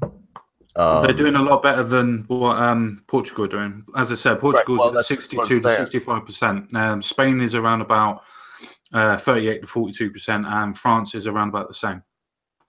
Well, then there's possibly correlational connection. There possibly is, and I won't. You have to remember the difference in intensity. It could be, but I highly doubt it, because and the reason I highly doubt it is because I keep up on these statistics. The number of heavy drug users since Portugal has went legal has dropped. And the reason why is the old ones OD, which not regularly, but rarely, but they do, or they get older and die, or they kick the habit, and new people are not filling those vacancies, wherever those vacancies come from. I just mentioned 3. where they may come from. So the fact is that right now the number. So if common sense, the correlational connection that you're making right now, saying that unemployment is higher, and then maybe because drug use was legal, well, then I would say if it's based on people using drugs, if they continue with this policy, they will die off, they will quit, and new people won't fill their shoes, and they will start going back to work. I don't know what else. That's it. It could be also, remember this, that what led them to do this, common sense, was a very liberal social program in that country. So it could be high unemployment because not only is drugs legal now, because like I said, the government will give you your drugs because they can spend 20 cents a person. It was not even that. Very cheap. It's tiny amount of money because heroin a little bit goes a long way. And yeah, you pay a lot of money because it's illegal. But that little bit of heroin, they will actually give you a cleaner, better product for pennies. Anyway, that same program that does that, common sense. I mean, you and I, we may be different people. I would still want to do like Mad Dodge Productions. I would want to go cut wood. It would be very difficult for me to just do nothing. I've had to do it for 2 weeks now. My back is broken, to quote Mike Tyson, and then the stomach flu. And I'm not sure Mrs. Ogre wouldn't let me. She ordered a cord of wood. To see a guy putting wood on my land. Can I ask just one last question? And then I'm not going to be bothered about it anymore. Yeah. If we use heroin, for instance, because obviously that's one of the worst ones, so to speak. If you were on heroin, do you think that you would be a productive member of society, as in being able to hold down a job or be able to actually do anything around the farm, if you're doing it 5 times a day or 6 times a day? Because it's so cheap. Well, I know people. I don't know if I would, but I know people that are. Okay, fair enough. A really good friend of mine that I see often, a business partner. He was from his job. He has his own business, and then he works also. And from his job, he went into rehab. But because he went into rehab voluntarily, a court didn't order him. He didn't have to do the piss test that they asked him to do, and he never did. He was doing drugs. He was doing in fact, since when he went in there, he was only doing heroin and pills. Now that he's out, last time I saw him, he was smoking crack. I ain't even shit. He was right here in this room. And said, I don't even want to say everything, but let's just put it this way. He said something about crack. And I was like, what the hell? You got to be, I kind of flipped out on it, man. I was like, get the fuck out of here, man. I don't know how else to say it. I mean, he sprung that shit on me. I wasn't ready for that. And, and because he knows not to do heroin, any of that over here. But of course, is it good for him? And is he, let me put it this way too, because I'm just now being a contrarian. Is he the exception or the rule? Nah. Gay J is the exception, man. He's not the rule. To answer your question, no, you can't be. Sorry, I tried to dodge it. No, it's not a problem to me. You make quite a decent good point on crack cocaine as well. One of my family members was on it, hence one of the problems. Oh. And yeah, it is fine. And it's a case of, I know for a fact that even though he was doing a 7 to 5, 10-hour day driving job working for a company called Tuffnells, which was a parcel delivery company in the UK. Even though that he was able to keep that job going, his family life and home life was absolutely falling apart, to the point me and my dad were bringing food parcels over to make sure that they could eat for the fucking week. So even though they may be able to hold down a job, it depends on what their family life are. Now, if you're on your own and you want to do that, go and do it. I don't have a problem with that. Go do what you want. It's a case that some people have always got other things to look after. And if they're spending money on different things, and obviously this is a case of obviously in the UK, so it's obviously more expensive. But the money issue doesn't mean that it's going to make you spend less or more. If it's cheaper, you're going to buy more, meaning that your problems are going to accelerate anyway. Whatever that you think about it being cheaper and cleaner, it's going to accelerate the problems that you're going to have because you're going to buy more, build up more of a tolerance. In the end, you'll probably end up either overdosing or not actually being able to do anything at all. Because generally you get to a point where it goes through. Sorry, Crumple Points just literally asked me a question. General question: do you not think the point that legal clean heroin could be self-regulated alternative to extremely strong opioid painkillers? No.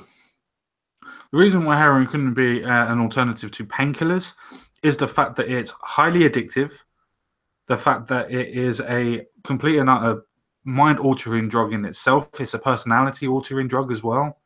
You will not be the same from when you're on it to when you're off of it. For instance, the same as crack cocaine. You can either go one of two ways when you need to get a fix more than anything, as they call it, going cold turkey and things like that, and clucking for it, I believe is the term. It's a case that, no, it wouldn't be a different form of painkillers from an opioid. No, definitely not. If you're going to go for painkillers, then go for cannabis. Go for something that's not actually going to get you addicted to anything. That's the point I'm making. Yeah, man, I'm going to smoke some reefer. Yeah, that's fine. I ain't got no problem with that. I mean, right this second at this thing. Yeah, still, no problem with that. Because I get a little sake here, and it's the second time when I went to take a drink, and I let a little chicken live in my house, and flies, they love sake. And I think what happens is they take a little sip of the sake in the rim, and they just fall right out into my glass. And there was twice, spit out two perfectly good glasses of wine, because as it was in my mouth, I could feel the fly buzzing in there. I'm not even kidding. You can't make that up. It really it just happened to me. So I'm gonna smoke some weed. Try to forget about that. It's a really disgusting thing. I wonder sometimes, because like you said, man, we were talking about dogs and stuff earlier, and the Chinese, man, they eat bugs and whatnot. There's like one man's trash is another man's treasure. Common sense. I don't know what to say. I myself, I can't really. One time, just because I was a little buzzed up and some things were going on, I ate a grub. But I rinsed it off in water. I just swallowed it like a pill. I made everybody. I did the old. Made everybody think I was chewing it, but I'd already swallowed it. Nice big, anyway. But on a normal thing, no, that's not my speed. I can't imagine doing the old waxworm pate or dung beetle casserole.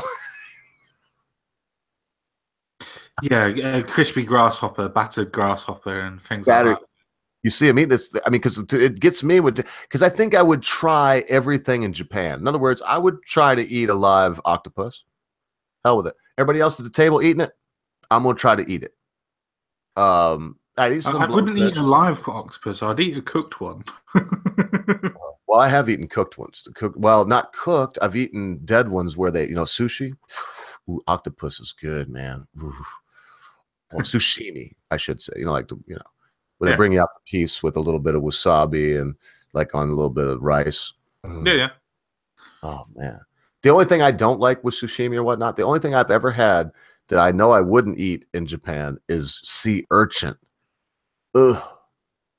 That is the most god awful thing that I've ever tried. I tried to eat it once. It tastes like a peanut butter, a fish flavored peanut butter to me.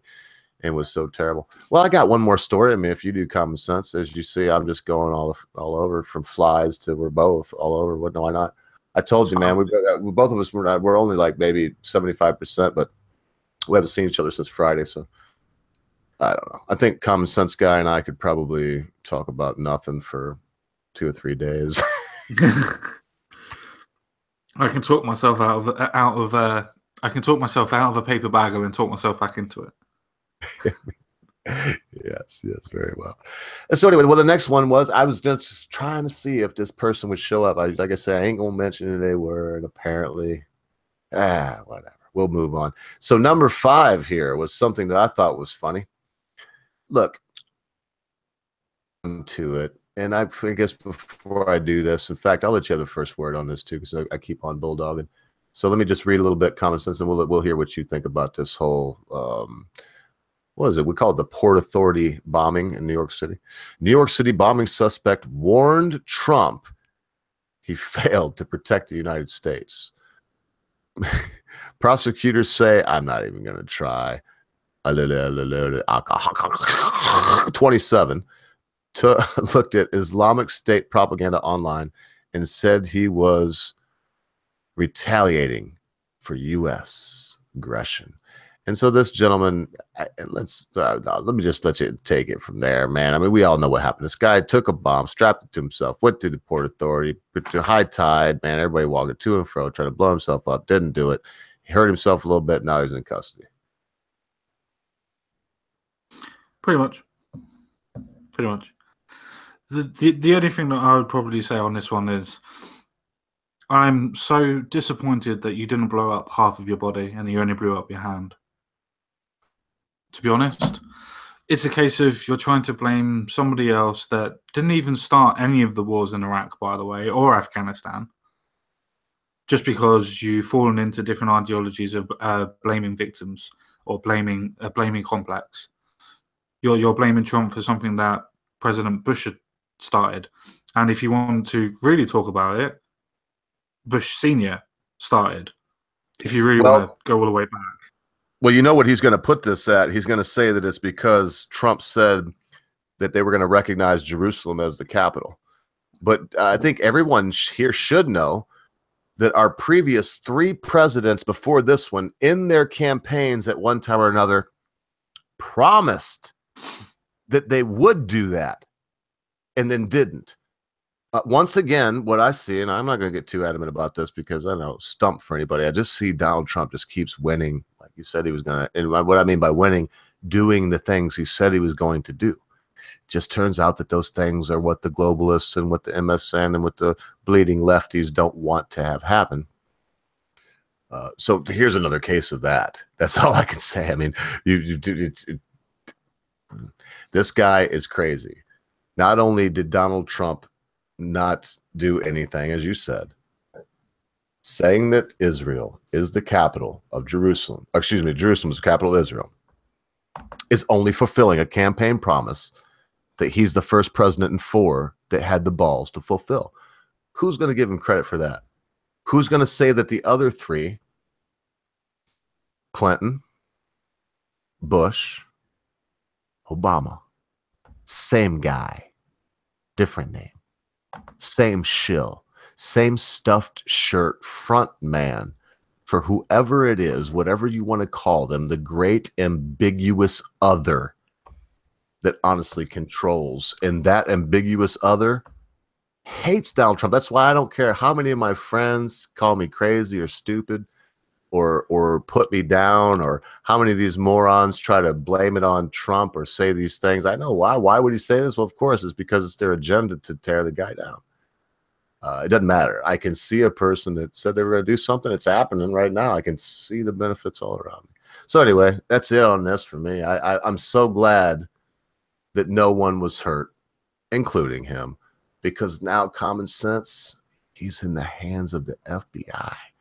They could, well, he's a citizen. I'm not sure. I'm not sure they could ship him to Guantanamo, which if they did, that's like a vacation camp, but they probably ship him to Leavenworth, Kansas.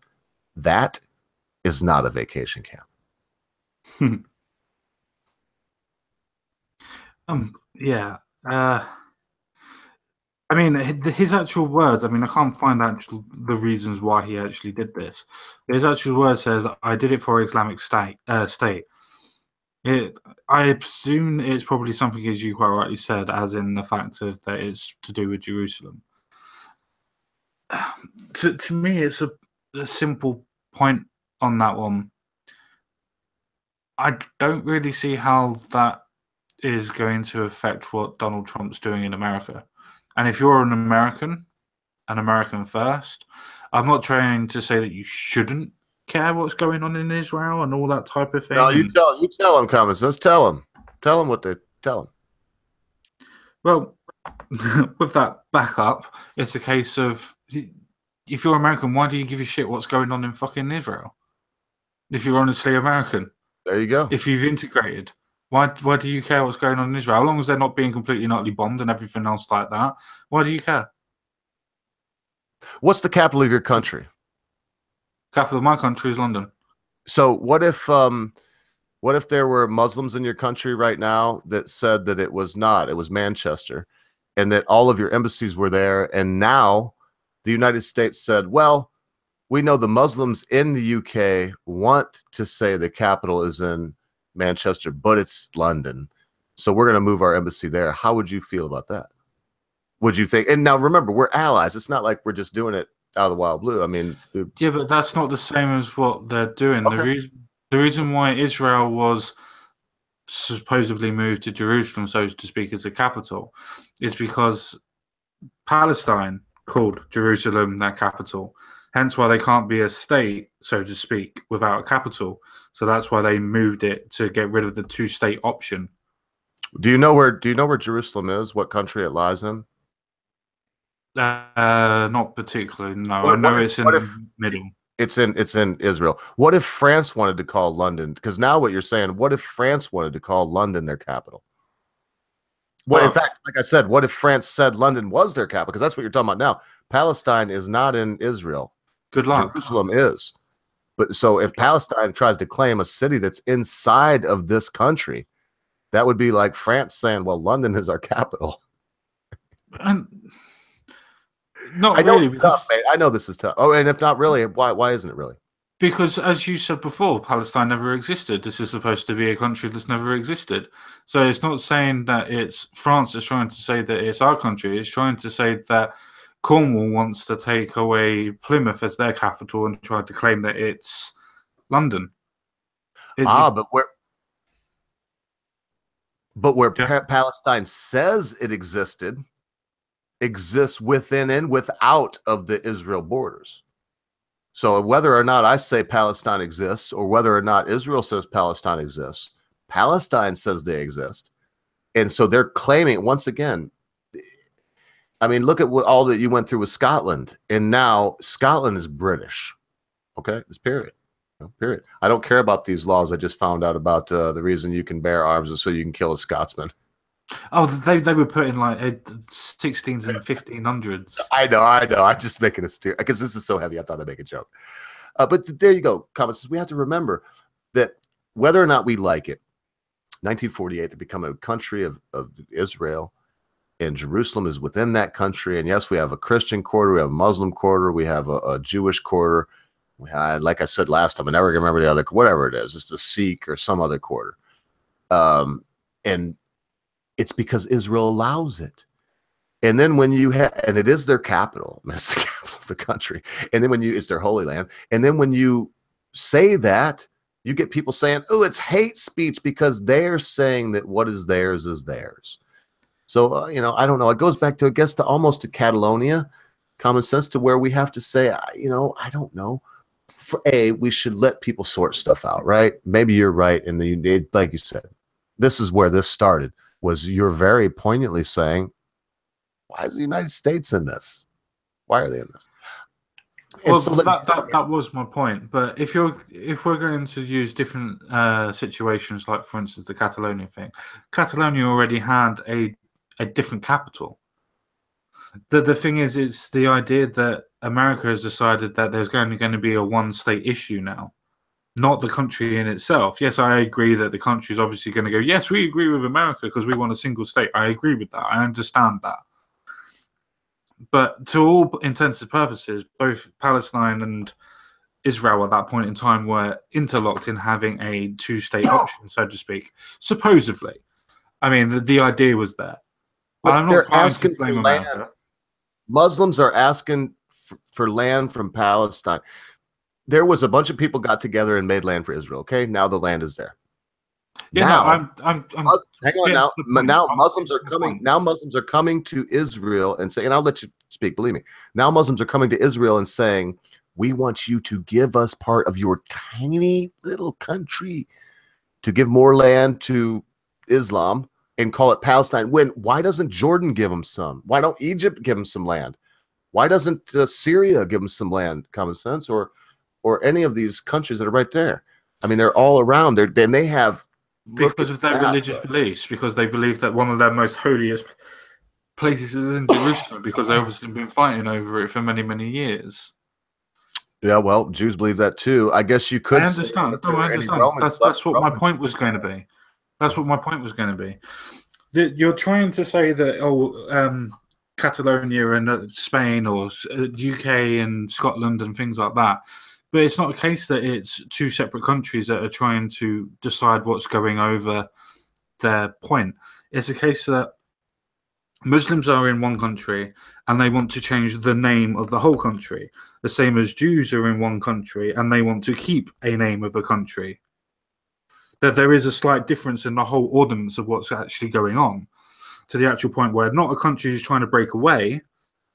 It's a case of one country is trying to change the name of a whole country just because of a Muslim belief or a Jewish belief or whatever. That's the difference in this aspect. It's not a case of a country trying to break away from a different country or a region trying to break away from a different country. This is just because of an idea on religion, you want to name the country something else. That's Whale's literally vagina. what we're arguing about. Whale's vagina. Sorry? Whale's vagina. Okay. Yeah. I mean, because to me at this point, anything, you make good points. I'm not going to concede anything. I'm just saying you make good points. But in fact, I'll say the best point you just made was that this is a broader issue than Scotland and England and Catalonia and Spain. It is a broader issue because we're talking about now a place that is definitely looked at as holy by three different people. And then finally, to answer your question, why, of course, the reason that Trump included or any other politician would pander to this would be because you pander to two different religio-political giants at the same time. One, in fact, three, really, in this country, three. Let me think about this. And it's more, but I'm going to give this three, and there are other subsects. Maybe someone will say some other ones, but three. And that is the Roman Catholics, the evangelical Christians, and all other Christians and Jews. So those three people are really appeased by this. Because let's remember, Rome, we're talking about, it's Roman Catholic Church in Jerusalem. It's like, it's one and the same, man. I mean, I know people like to think that it's not, but they're strange bedfellows. Seems like people want to say the Pope wanted to. Look, I'm going to go into a conspiracy theory now, so let me not do that. But yeah, whale's vagina. Well said, common sense. You made great points. You're a great interlocutor. It's good to talk about these things with you. I don't know, man. We got at least one more story. And kudos to everybody else that let us talk about these things. I mean, you know what? It's important because it's a waterfall, common sense. We could easily judge ourselves by the numbers that are here, but we have to remember that all these people know other people. Oh, of course, yeah, definitely. But we don't want to. Yes, and we don't want to indoctrinate anybody. And that's why it's good to hear all kinds of sides. And I'm glad, too, because in the beginning, I think it was even before we went on air, it was like, well, all these stories, we won't have nothing to argue about. We did find something, thank God. Or whoever you want to thank. We found something to argue on every story. So let's see. We got one more in us. We have this one is like a two-part. And that was titled his holy weapon in his underpants that last week. Because when I think about these Muslim stories where people try something and blow themselves up, no extra controversy here. Just say when people try something to just hurt themselves and no one else. I just want to make one more point on this last point about the bomber, the pipe bomber. We need to ban all bombs. We need to ban all bombs. We need to ban them all. We need to make sure that nobody can ever get bombs anymore. And if they do, they need to be regulated. Oh, okay.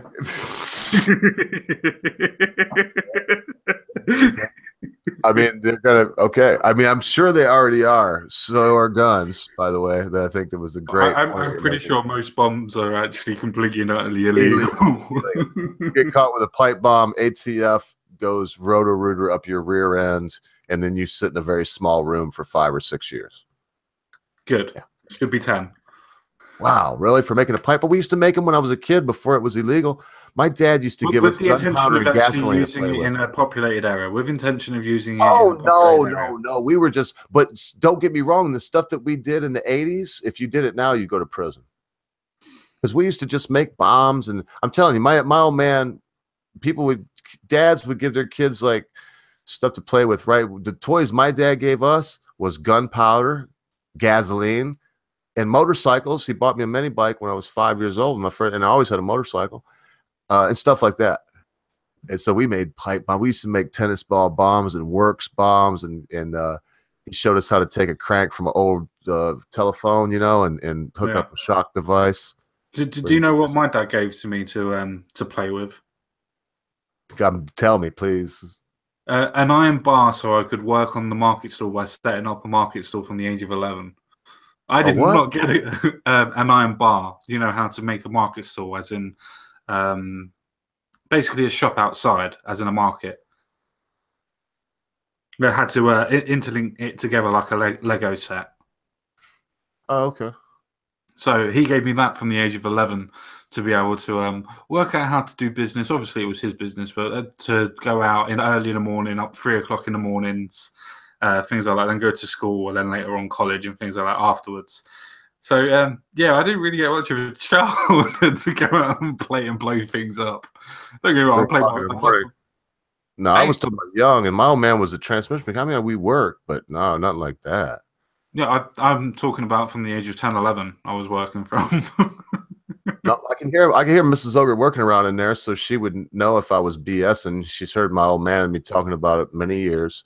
I could tear apart a 350 Chevy transmission when I was 7 years old. I could tear that thing down to just ready for scrap metal and aluminum. The casing we'd clean up, and Dad would rebuild it, reuse like the a lot of the housing stuff inside and the shafts. But he replaced the clutches and redo. Anyway, I could take a transmission out of a rear wheel drive, because back then they were all rear wheel, but like a Ford or a Chevy, I could take a C6 or a 350 or a 7. I could take a transmission out of a car when I was about 6. I could take it out. I mean, we had jacks. I was not going to do any anyway. So I worked, but my old man had a wonderful way, common sense and he had lessons and everything in his own quiet way. But he had a wonderful way of making the work not too terrible, because he would time us, man. We would see who could do it the fastest. And nobody you think that I'm pissing around or annoying with my dad or anything else, or I've got problems or anything else like that. It wasn't a case of that. He made it fun. It was just a case of just trying to point out that I've been working for a long time. So when I have these conversations with, like, for instance, I've been having a conversation with Bristol Momentum. I had a conversation with them for about tax. They were having a go at me for income tax, and they were trying to explain to me why we pay income tax. And it's just like, so you're saying that we need to pay a tax levied on our income straight away from source, just to go straight to the government? And you don't feel that that's wrong by any chance or anything else like that? And they're just like, no. That's the reason why we pay income tax. You do realise that this was implemented by the government without actually going through any sort of form of commons or chambers or deliberation, don't you? Oh, no, it was. So I provided the citation, and then they were just saying, yeah, but it doesn't matter anymore, though, does it? It's a case that it's there. So you've got to pay it. And it's just like, yeah, okay, fair enough. But the main point is that I've been working for a very long time. So when people go out to this point, and then say to me, you don't understand, you have never worked, or you're just rich and you have no idea what's going on. I mean, obviously, Ogre knows more about my personal situation than probably most on the internet, but I'm not rich, but I have worked most of my life. So I do understand what the process is of taxation.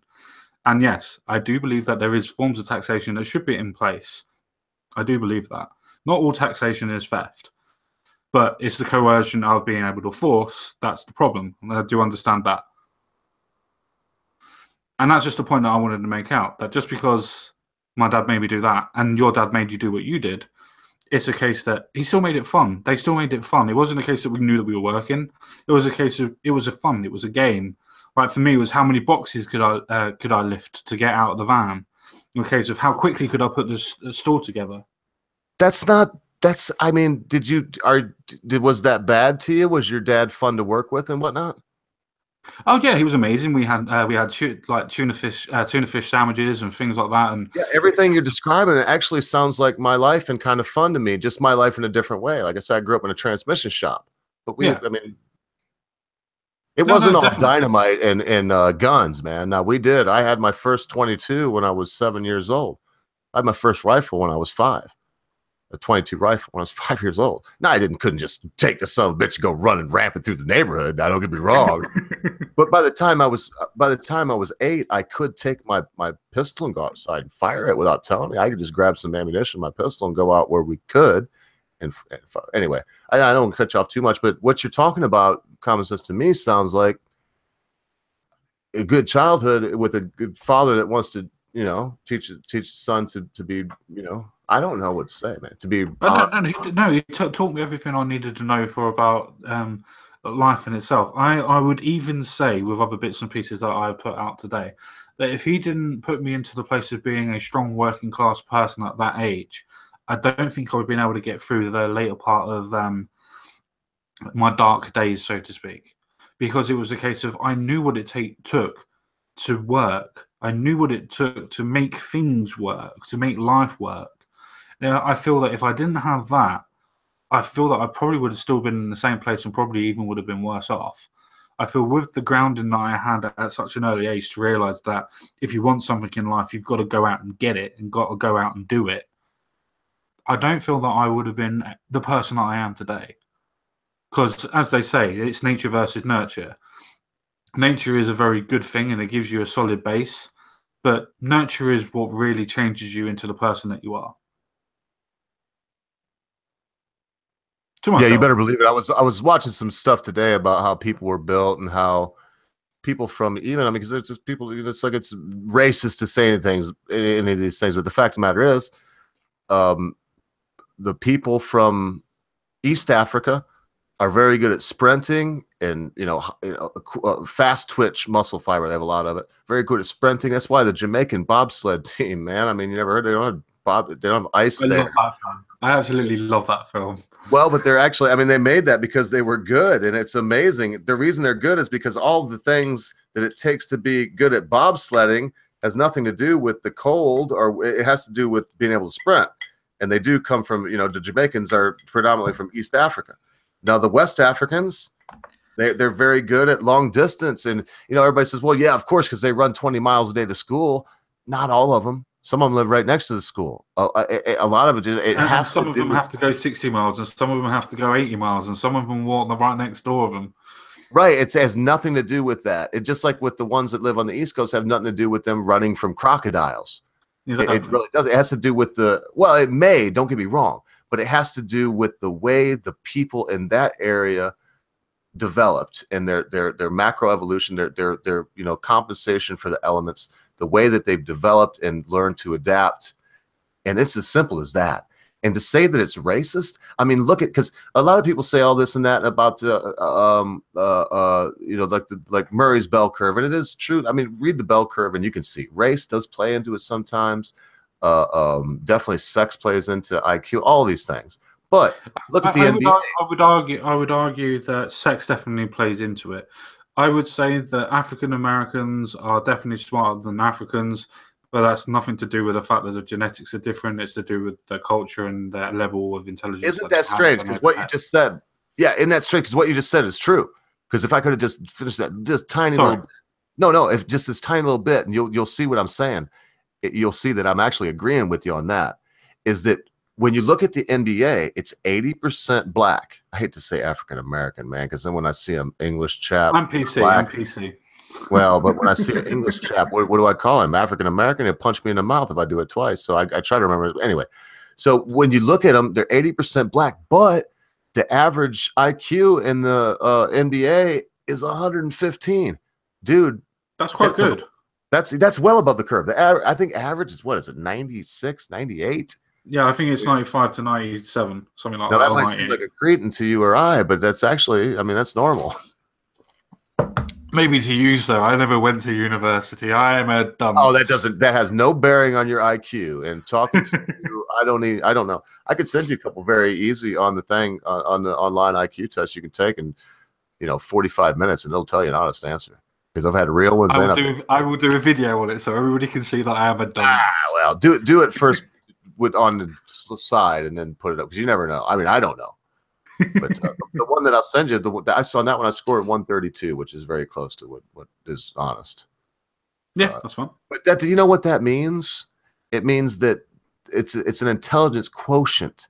It's the ability to solve problems, and don't forget that they give different IQ tests in different cultures. So when we're saying these black folks that are in the NBAs with the average of 115, which means a lot of them got 140. You know, I mean, if it's average 115, you got to figure some of them dudes. I mean, Dennis Rodman, I don't want to make any terrible assumptions, but I do not think that he is on the high end of that curve, sir.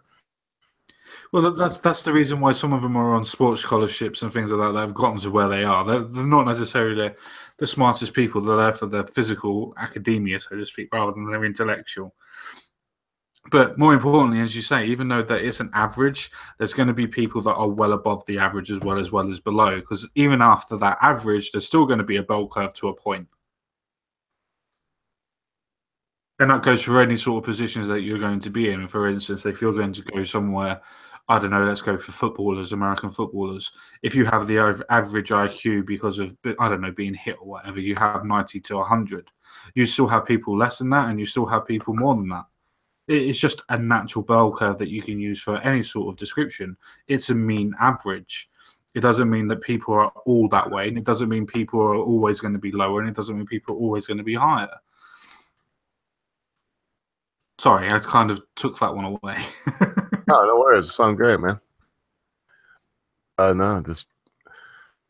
Oh, well, with that, I don't know. It's coming. We have 2 other stories down there, but folks, you can see it in the low bar. And I think we're up past our little 2-hour mark, and we're definitely going to have a final word. I'm hoping before we do that, Common Sense, you'll indulge me for just a moment. If you don't, you just say you don't have time. It's coming up on the holiday season.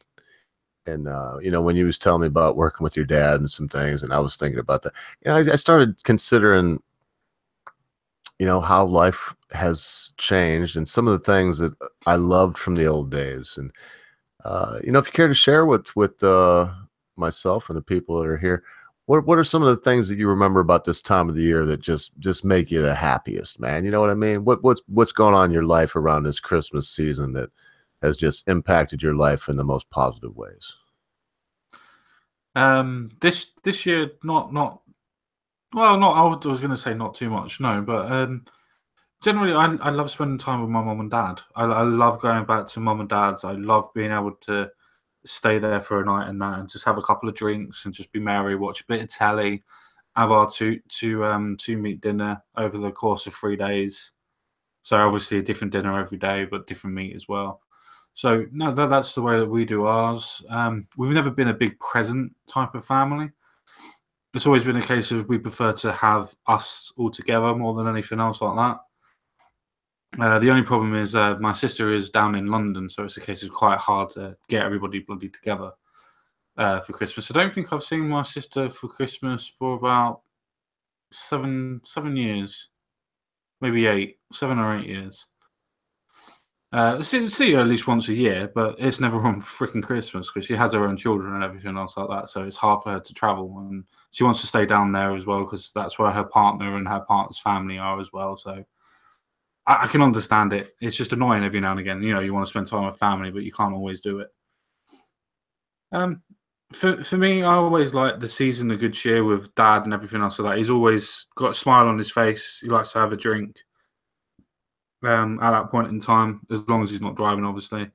So it's a case of just having a good old laugh, just playing a couple of board games, watching a bit of telly, having sausage rolls and things like that on the go. And I don't know, it's just the fact that everything just feels warmer because we're all together and having a laugh. I don't know whether it's the alcohol or the ambience. I'm going to assume that it's the alcohol.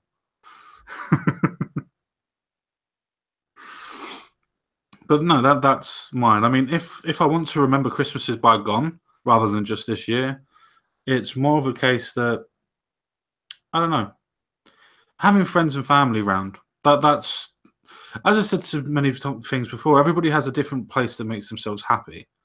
Some people have it in the pursuit of happiness. Some people find it in their loved ones. Some people find it in money. I've always been in the type of person I'm happy with people. I always like to be with people that are happy, and I always like to be with people that make me happy. That's what makes my life complete. That makes me happy. If I'm with people that are happy, then I'm happy. So I've always liked being around friends and family at Christmas because everybody's generally happy. So that's always my little point for Christmas. It's not always the case of giving and receiving. It's a case of actually remembering that you have family. I mean, Jensen Quinn makes a really, really good point, and I think about this for most other holidays. It is just a day. It's a case that if you're going to be like this, well, maybe you should do it all year round. It's kind of hard if you're having arguments with people and things like that, like just in life in general. Not everybody's going to get on all the time, and people don't get on all the time in general anyway. There's always some form of argument that you're going to have. There's always some sort of disagreement that's going to happen. So it's always hard to always be completely happy all the year round. It's a case of the holidays give you an excuse. Not to force the happiness, but to go, if you've got a problem that you've had all year round, you can go, well, it's Christmas, let's give it another go. Then let's try again. Or it's New Year, let's see what happens. So there's always an excuse in your head that just breaks down that wall that you've built up yourself. I mean, it's just what it is. It's just an excuse. Whether you believe it's a religious excuse or whether you believe it's a point of just commercial excuse, like Valentine's Day. Who the hell celebrates Valentine's Day? I will pass it back to Ogre. I thought I've rambled on enough. Yeah, me too. Shit, I don't know. Guess could let that be your final word if you want it to be. If not, in fact, I got much. I'm not having that. I'm not having that as my final word. Yeah, good. Thank God. So I really don't have much. I guess I'll say that just remember a different time. I must be getting old, but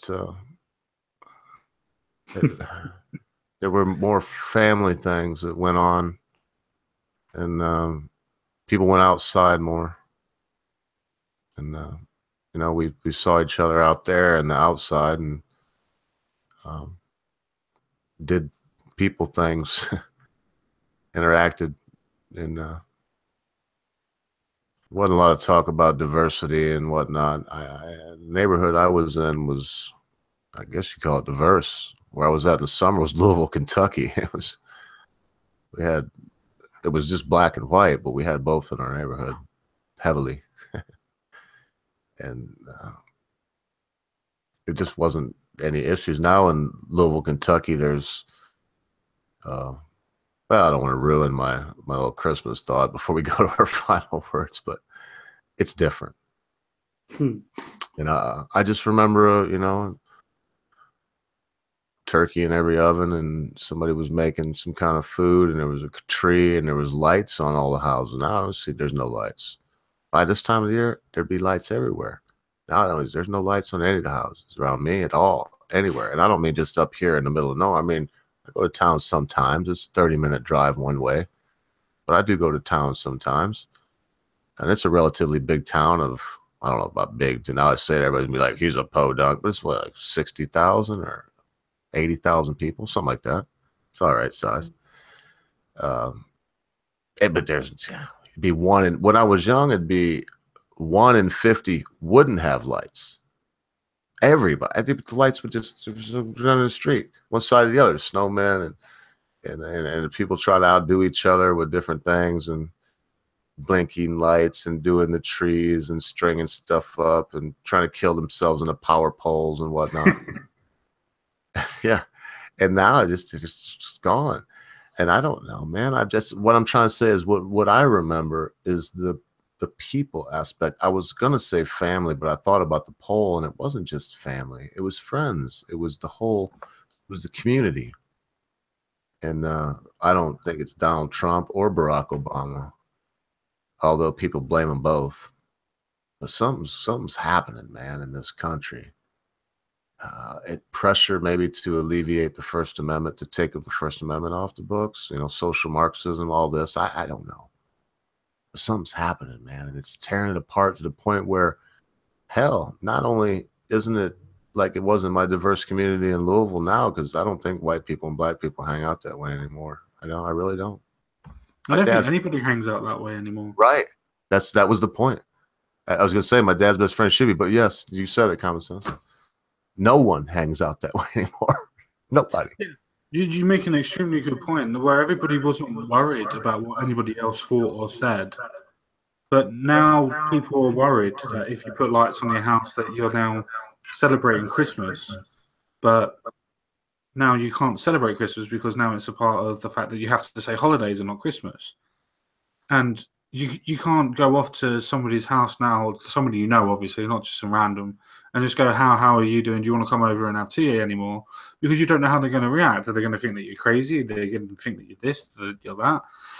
It's a case that all this diversity that seems to have been pumped into mainstream media, as you quite rightly said with social Marxism, is a case of it hasn't actually molded our companies and our communities together.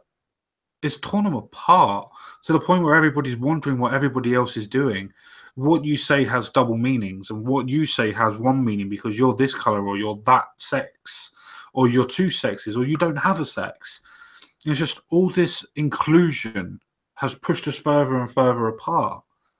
All this idea of inclusivity has made us further and further apart to the point where we can't have a community together. Whether the thing is with Christmas, it didn't matter if you believed in the religion side of it, whether it was the Jewish holidays, the Nordic holidays, or whether it was a case of you believed in the Jesus was born on the 25th. It didn't matter in that aspect. It mattered what the actual holiday meant. As we've all said today, it was a time of giving. It was a time of receiving. It was a time of helping your neighbor. It was a time of remembering what has gone on in throughout the whole year, remembering the good times, putting more of the good times together and everything else like that, making sure that you're all happy. And now it's a case of everybody's too scared to even say anything or boo to a goose anymore, simply because they're worried if they're going to be put into prison for just saying Merry Christmas. Because I bet you soon enough that will be turned into a hate crime. I mean, wolf whistling's now just been turned into a hate crime in the UK. And it's just those type of things are meant to include more people. How does that work if you're actually putting people away? If you're actually putting the idea of saying, well, if we ban this word and we ban this idea, we're going to put people into prison. How is that including people? You're not even protecting people from it.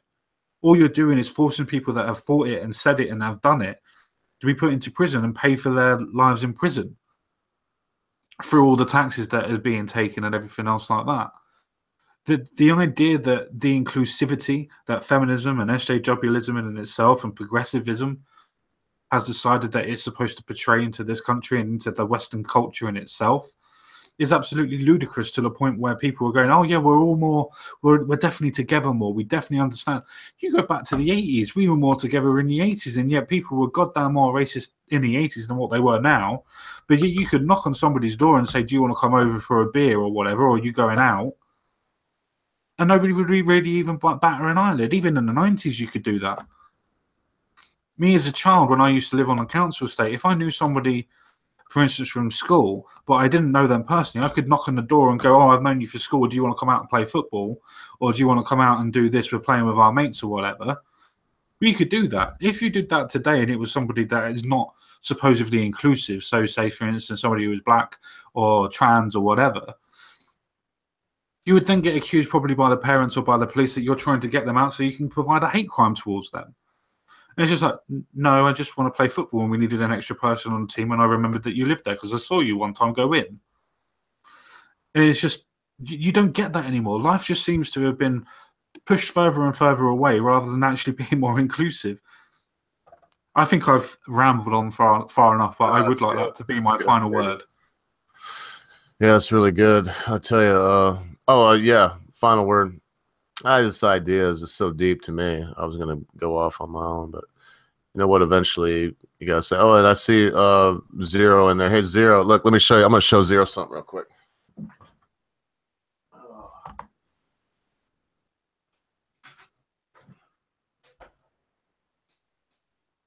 Christmas be damned. I gotta butter him up a little bit. I might have to have him come in and fill space once in a while. You never know. No, but here it is. Here it is, Zero. Look, I even assigned it. And it's just Mrs. Ogre. I was so sick, man. It should have been in the mail Monday. You can see it says 2-0 from Ogre right there, right? You see the greatest Batman stories ever told. And this is, I mean, it's no joke. It's not like a comic book. It's a comic book of the greatest Batman stories ever told by the original artist, you know, of course, reprinted. But they do it in the same way. You see it's dot print a lot of the times. You'll love it. So that will get, what I'll do is you'll see this will just be wrapped in newspaper. And when I wrap it one way, one tab of duct tape will say pull. Then I wrap it the other way. Well, I'll wrap it this way first, long way. But when I wrap it the other way, you'll see again. You won't see the first one that says pull, obviously. They'll say pull. And if you just pull them, and I'm going to have your address on your thing. But just to make sure I've got your deal in Twitter, I'm sure that'll go to you. So instead of 0 cool, I'm going to put, because I don't want this to get lost in the mail or anything, I'll have a return address on it. But it'll say, I'll put Dade L. Murphy, care of the address that you sent me. I'm not going to say it on there. But there you go, man. You'll love this. I've already read it. And I'll say one thing about these made by Warner Press, like Warner Brothers, but it's Warner Press. I didn't, you know, they did their own thing apart from the comic book to do this from a different publisher, Warner Books. But they did a great job with this. Look, I'm really messing this up, right? But they did a great job with this. I've read it several times. In fact, I was looking, it had a dog-eared page, and instead of undog-earing it, I opened it, I realized why it was, so I left it dog-eared. But you'll see, I mean, it's been read, but that's what's great about this book and the way it's bound. You could read this, and as long as you don't, as long as you don't do the old twisted over to read like some people do, man, this will be enjoyed for many, many a year. So hope you like it when you get it. And that's it, man. That's all I had on that. So what's your final word, Common Sense? Freedom. Sorry, I was being facetious. Well, I basically said most of my final word. It's funny to me that these type of ideologies that we've been talking about for God knows how long now is to the point where we say that they're supposed to be more inclusive. They're progressive. They're the future, but yet we seem to be pulling ourselves further and further apart, to the point where we can't even talk about immigration and integrating people into societies, whether it be the people from the gangs or things like that are coming across, as we talked about, or whether it be because of the Muslim rape gangs or Muslim gangs in general, or even people that are blowing themselves up in New York. It's just a case of we're not integrating people anymore. It's a case of we are literally putting ourselves further and further apart, whether it's the bourgeoisie or the proletariats. It doesn't matter what words that you use, white, black, lesbian, straight. It doesn't matter what words that you use. The more that you use them, the more that it seems to pull us apart rather than just saying human. The ideologies in themselves are completely and utterly flawed because they preach that they're going to be inclusive, but yet the ideology doesn't include anybody. All it does is put more people further and further apart. I think Sargon said it quite well, actually, when he was debating Mr. Smith. I can't remember his first name, in Mythicist Milwaukee, where he says that the more intersectional ideas that you have, the more spaces that you're creating, you're actually making them more and more separate. Because if you have a gay, disabled black man, there's more labels than just saying you have a disabled man, isn't it? It just doesn't matter, or you're just a human, a disabled person. There's so many more labels that we're now producing for people that are supposed to not want labels. It's just the ideology in itself, the hypocrisy in the ideologies that just get to me so much, to the point where I just can't understand them anymore. It's, as I just said, you're trying to create more and more languages for things that are already put into place. We don't need it anymore. We don't need all of these ideas that are supposed to breed inclusivity. Yeah, we needed them in the 60s and the 70s and probably sometimes in the 80s for people that weren't interacting with people properly. But yet we have more social freedoms, including people that were being picked on and things like that, if you want to put it in that particular sentence. We have more social freedoms then than what we do now. These ideas of progressivism, it just seems to push people apart. And I think that's the lesson that we need to learn today.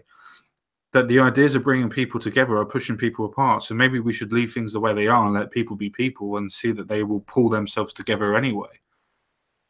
Because if you put two people in a room and they have to work together to get out, it doesn't matter what their ideologies were before that they were in the room. You can guarantee that they'll work themselves out so they can get out the room. And that's the reason why we need to integrate, because people are scared of the unknown. So if I'm scared of different parts of religion, or they're scared of us because they think we're the white devil and the infidel and things like that, that's the point where we've got to try and talk to people and make them understand that everything doesn't have to revolve around the ideologies of everything. We're just people. And the point of being a person is to realize that we're all the same. Now, that's not to say that we're all created equally, but we're all the same. We're all the same as people. We all want the same things. We all want happiness. We all want somewhere to live. We all want something. And it's just amazing to me. The further that we talk about progressivism, the more that I feel that we're pushing ourselves apart. I think I'll leave that there. Man, it's like it never fails every time. And look, it's all keef is what you call that. It's like the dust stuff. You know, it's like Moroccan hash is another way to say it. Just the dust stuff of, you know, the plant. It's keef. Hey. So I'm going to take a hit anyway. If I cough a little bit, it's okay. Because I got something to say too. Wonderful last words. And I don't know, man. Maybe you and I working together for the indefinite future. I don't know. Britisher may have died, or it may have been too much for him to handle. It may have been too much for him to handle. He is a delicate flower. He's a wilting rose. And so, you know, some people have thick skin, some people don't. Some people can handle some things, or some people can't. Maybe it was just extra work. I really don't know. He's a very closed individual. And as much as we work together, people think that I know everything about him. I don't. In fact, I go so far as to say, I don't really know. I don't know him at all. Nobody really knows anybody. Then. No. And I doubt his mother knows him, because he's that kind of guy. So, I mean, that said, great show. And I'll crack on with this last little bit. And because I want to do this bong swat. And it's something that I wouldn't have done. And now I can, so I'm kind of happy about it. You see that shit melting.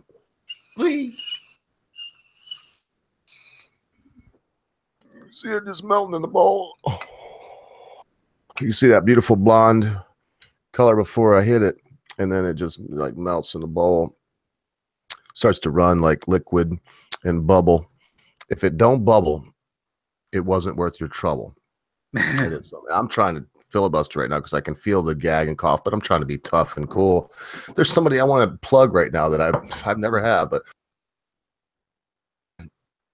in fact, I'm going to tip at his name because I haven't even watched one of his videos in so long that I don't even know if he really still exists. But I used to watch a guy called Token Daily. A long beard. He had his own little theme song. And let me see if he's still around. Tokin.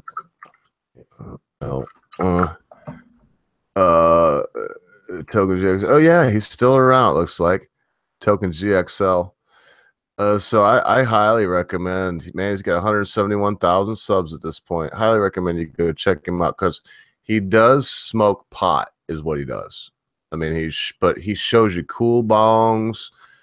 Shows you some really. He's in Colorado, so he tells you about some really good strains, really good different kinds of waxes and extracts, and talks about cool stuff while he does it. So it's not like he's just some, hippie stoner, which he is, but that's not all he is. Because I'm accused of that myself, but apparently I'm too intelligent to hang out with. So here you go, man. This is the link to, and that's because this guy won't hang out with me. He's just a dumb stoner. I've asked him a couple times to come on. I never really mentioned him here though. Go check out Token Daily. Never know, you might like it, you might not. There's others online that do this thing too, like Coral Fish. And I'm not doing it now. I'm just making excuses. I thought you'd go on for a minute or two more. It's like we're getting close to the holiday season. But you did a good filibuster. I'll tell you what, Common Sense, you're getting like more and more dependable on the last word, the final word. What I mean by that, and yeah, fuck it. I know it's my final word, but if you want to talk about it, it's fine because I got to do one more hit. And what I mean by that is that in the old days, I knew I could depend on you to do like a minute or two. Shit, now, man, you can, and I don't mean just like talk, because anybody could get used to just talking, but to say something that that has some sense behind it, it's damn, it's hard to avoid the common sense. But when you say something, it's not just that easy. And man, now I can usually depend on 5 minutes to where you can. So I'm going to look at the clock next time is the point and say that 5 minutes in, I'm not going to pack a fresh Keef SWAT, which would obviously turn out to be 2, which just might be like 5 or 6, but I'm only going to do 2 and then go on my final word. But thank you, common sense. It's good to have you. And I don't know, for all I know, you'll peter out. Maybe we'll get another host. Never know. I will do church as long as I can.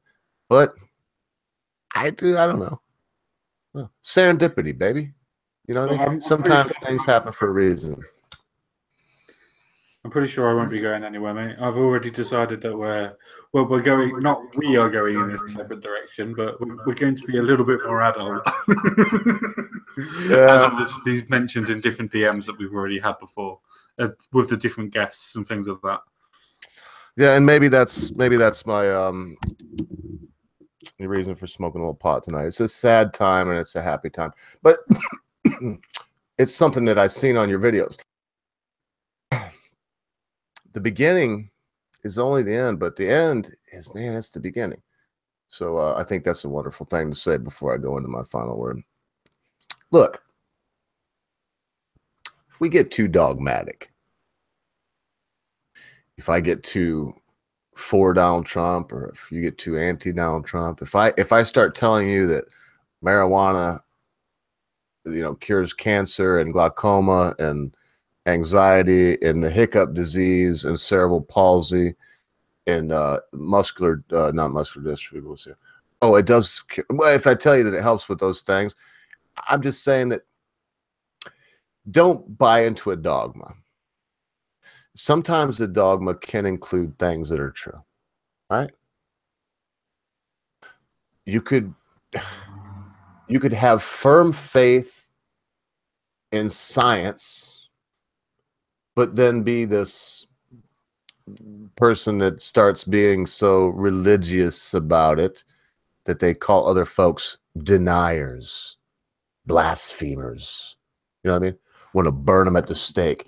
And I heard Bill Nye, the science guy, say something about throwing people in jail that disagreed with him. And I'm not sure what Bill Nye, the science guy, thinks. Why would I care? He's a moron. He's not even a science guy. He does have a degree. I think it's in math. It's not in biology or... Anyway, dogma's a dangerous thing. And I don't have a lot to say tonight. As time comes close to the changing of the year into Christmas, everyone's going to say to themselves, what did I do wrong? What could I change? I'm going to tell you one thing firmly. The ogre won't be asking himself those questions. If I ask myself any questions this New Year's, it will not be some kind of resolution. Hence the poll. Don't trust yourself. Don't tell yourself, I'm going to quit smoking tomorrow. I'm going to lose 5 pounds next week. I'm going to quit eating chocolate cake at midnight next Monday. I'm going to call my mother and tell her I love her next week. You'll never do it. It'll never happen. Opportunities that are there, right there. You could change, you could leave, you could blow away like smoke and vapor, never to be seen or heard from again, over some silly, willy-nilly feeling, Lily.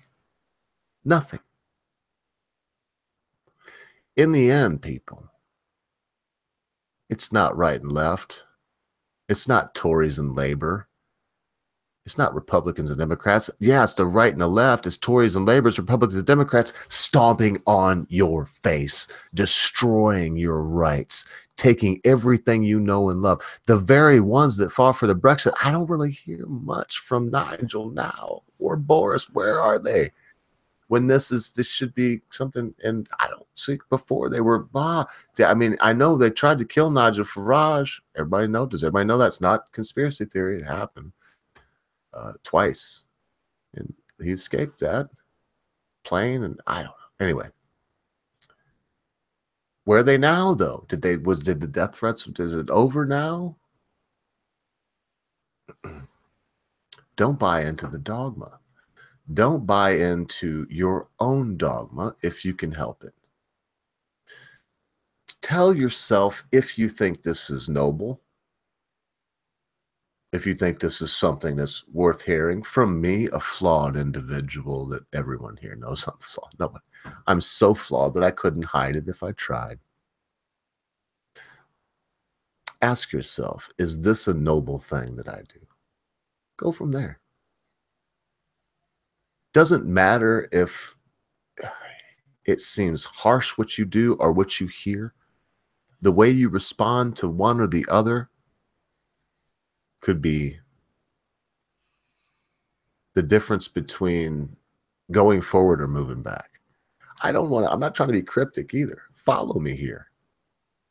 Follow with me. Why say to yourself, why make a preamble? Why make a prerequisite, I should have said. Why make a prerequisite to acceptance? Why say, well, I know who you are. I know this person. I'm not going to use anyone. I was almost going to use Zero or Common Sense, but no, I know these guys are tough, but it's not about that.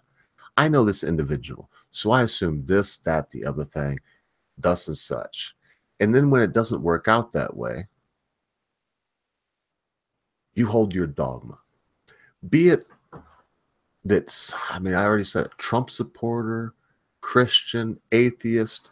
I am going to commit to myself today, right now, as I do often, that regardless of if someone, it doesn't matter if I defend my brother when I love him and glorify him in my heart and mind and soul. It matters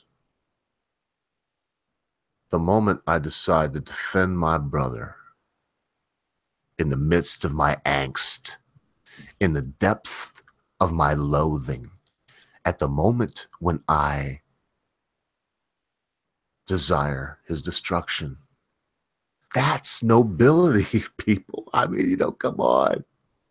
Those few of you that are left here, you're the ones I'm talking to also. The rest of y'all are left. They may have heard me, but they didn't hear this. The most noble thing in life is to be assertive, to be firm, be who you are and be unwavering, but to allow other people to be the same, without judgment, without rancor, without hatred. I'm not saying let everybody in your country. I'm not saying let everybody in your house. I think the best point made tonight, Common Sense, was when you said about the beggar.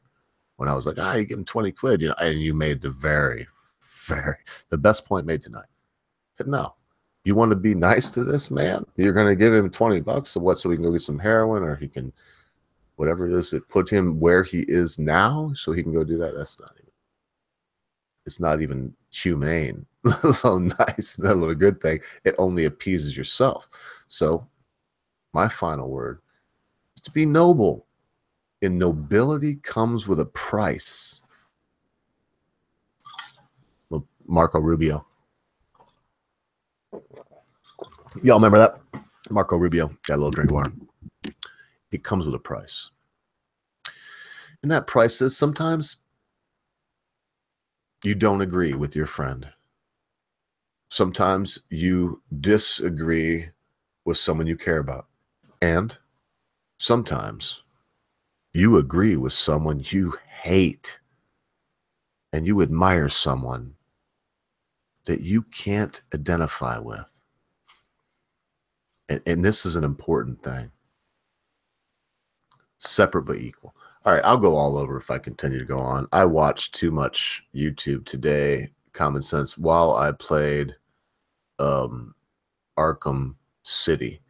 And shout out to, of course, the one and the only, the muscular Vincini, Razor Fist of Rageaholic. What a guy, man. I follow him on Twitter, and he's been on the show a couple times, common sense, with us. And I got to say that the dude is so cool that he's such a nerd. He's got such a memory that he knows who I am. And of all, he's got a bunch of followers. And so I asked him the other day, man, I'm sick, I'm crippled up. If you, man, dude, I looked the other day, I think today, I looked and you shot me a tweet 19 hours. I'm like, seeing something you said 19 hours ago, that's not often. That's not often. If it's 2 hours, you probably start wondering if I'm dead in a ditch somewhere, because I usually get back with you relatively quick. And that's what I say about the cat. He's really great, and he recommended that video game, so I'm gonna do it again. I'm gonna recommend a couple things. Batman Arkham City, good one, man. All of the Arkhams, that Arkham Asylum, they were just unbelievable. Some button changes on. Let me look so I don't misname right here real quick. Arkham Knight. There's some button changes, and it adds the element of a lot of Batmobile. So if you like a joystick-driven, car, which I don't, or I wouldn't have been getting that game, then get that game. But if you don't, then play the game. And it is a great story. But long final word. But shout out to Razor Fist of Rageaholic. Good advice. And you know what, folks? In this Christmas season, at this festive time of the year, be good to your friends. Be good to your family members. Be good to your loved ones. Be quick to say you're sorry. Be even quicker to accept an apology, especially when that thing your friend, your family member, your loved one has done seems to be so huge, you'll never be able to forget about it. Because, constant viewers, my beloved common sense guy, at a time we couldn't imagine, our lives, our friends, our loved ones, and everything we know will depart from us.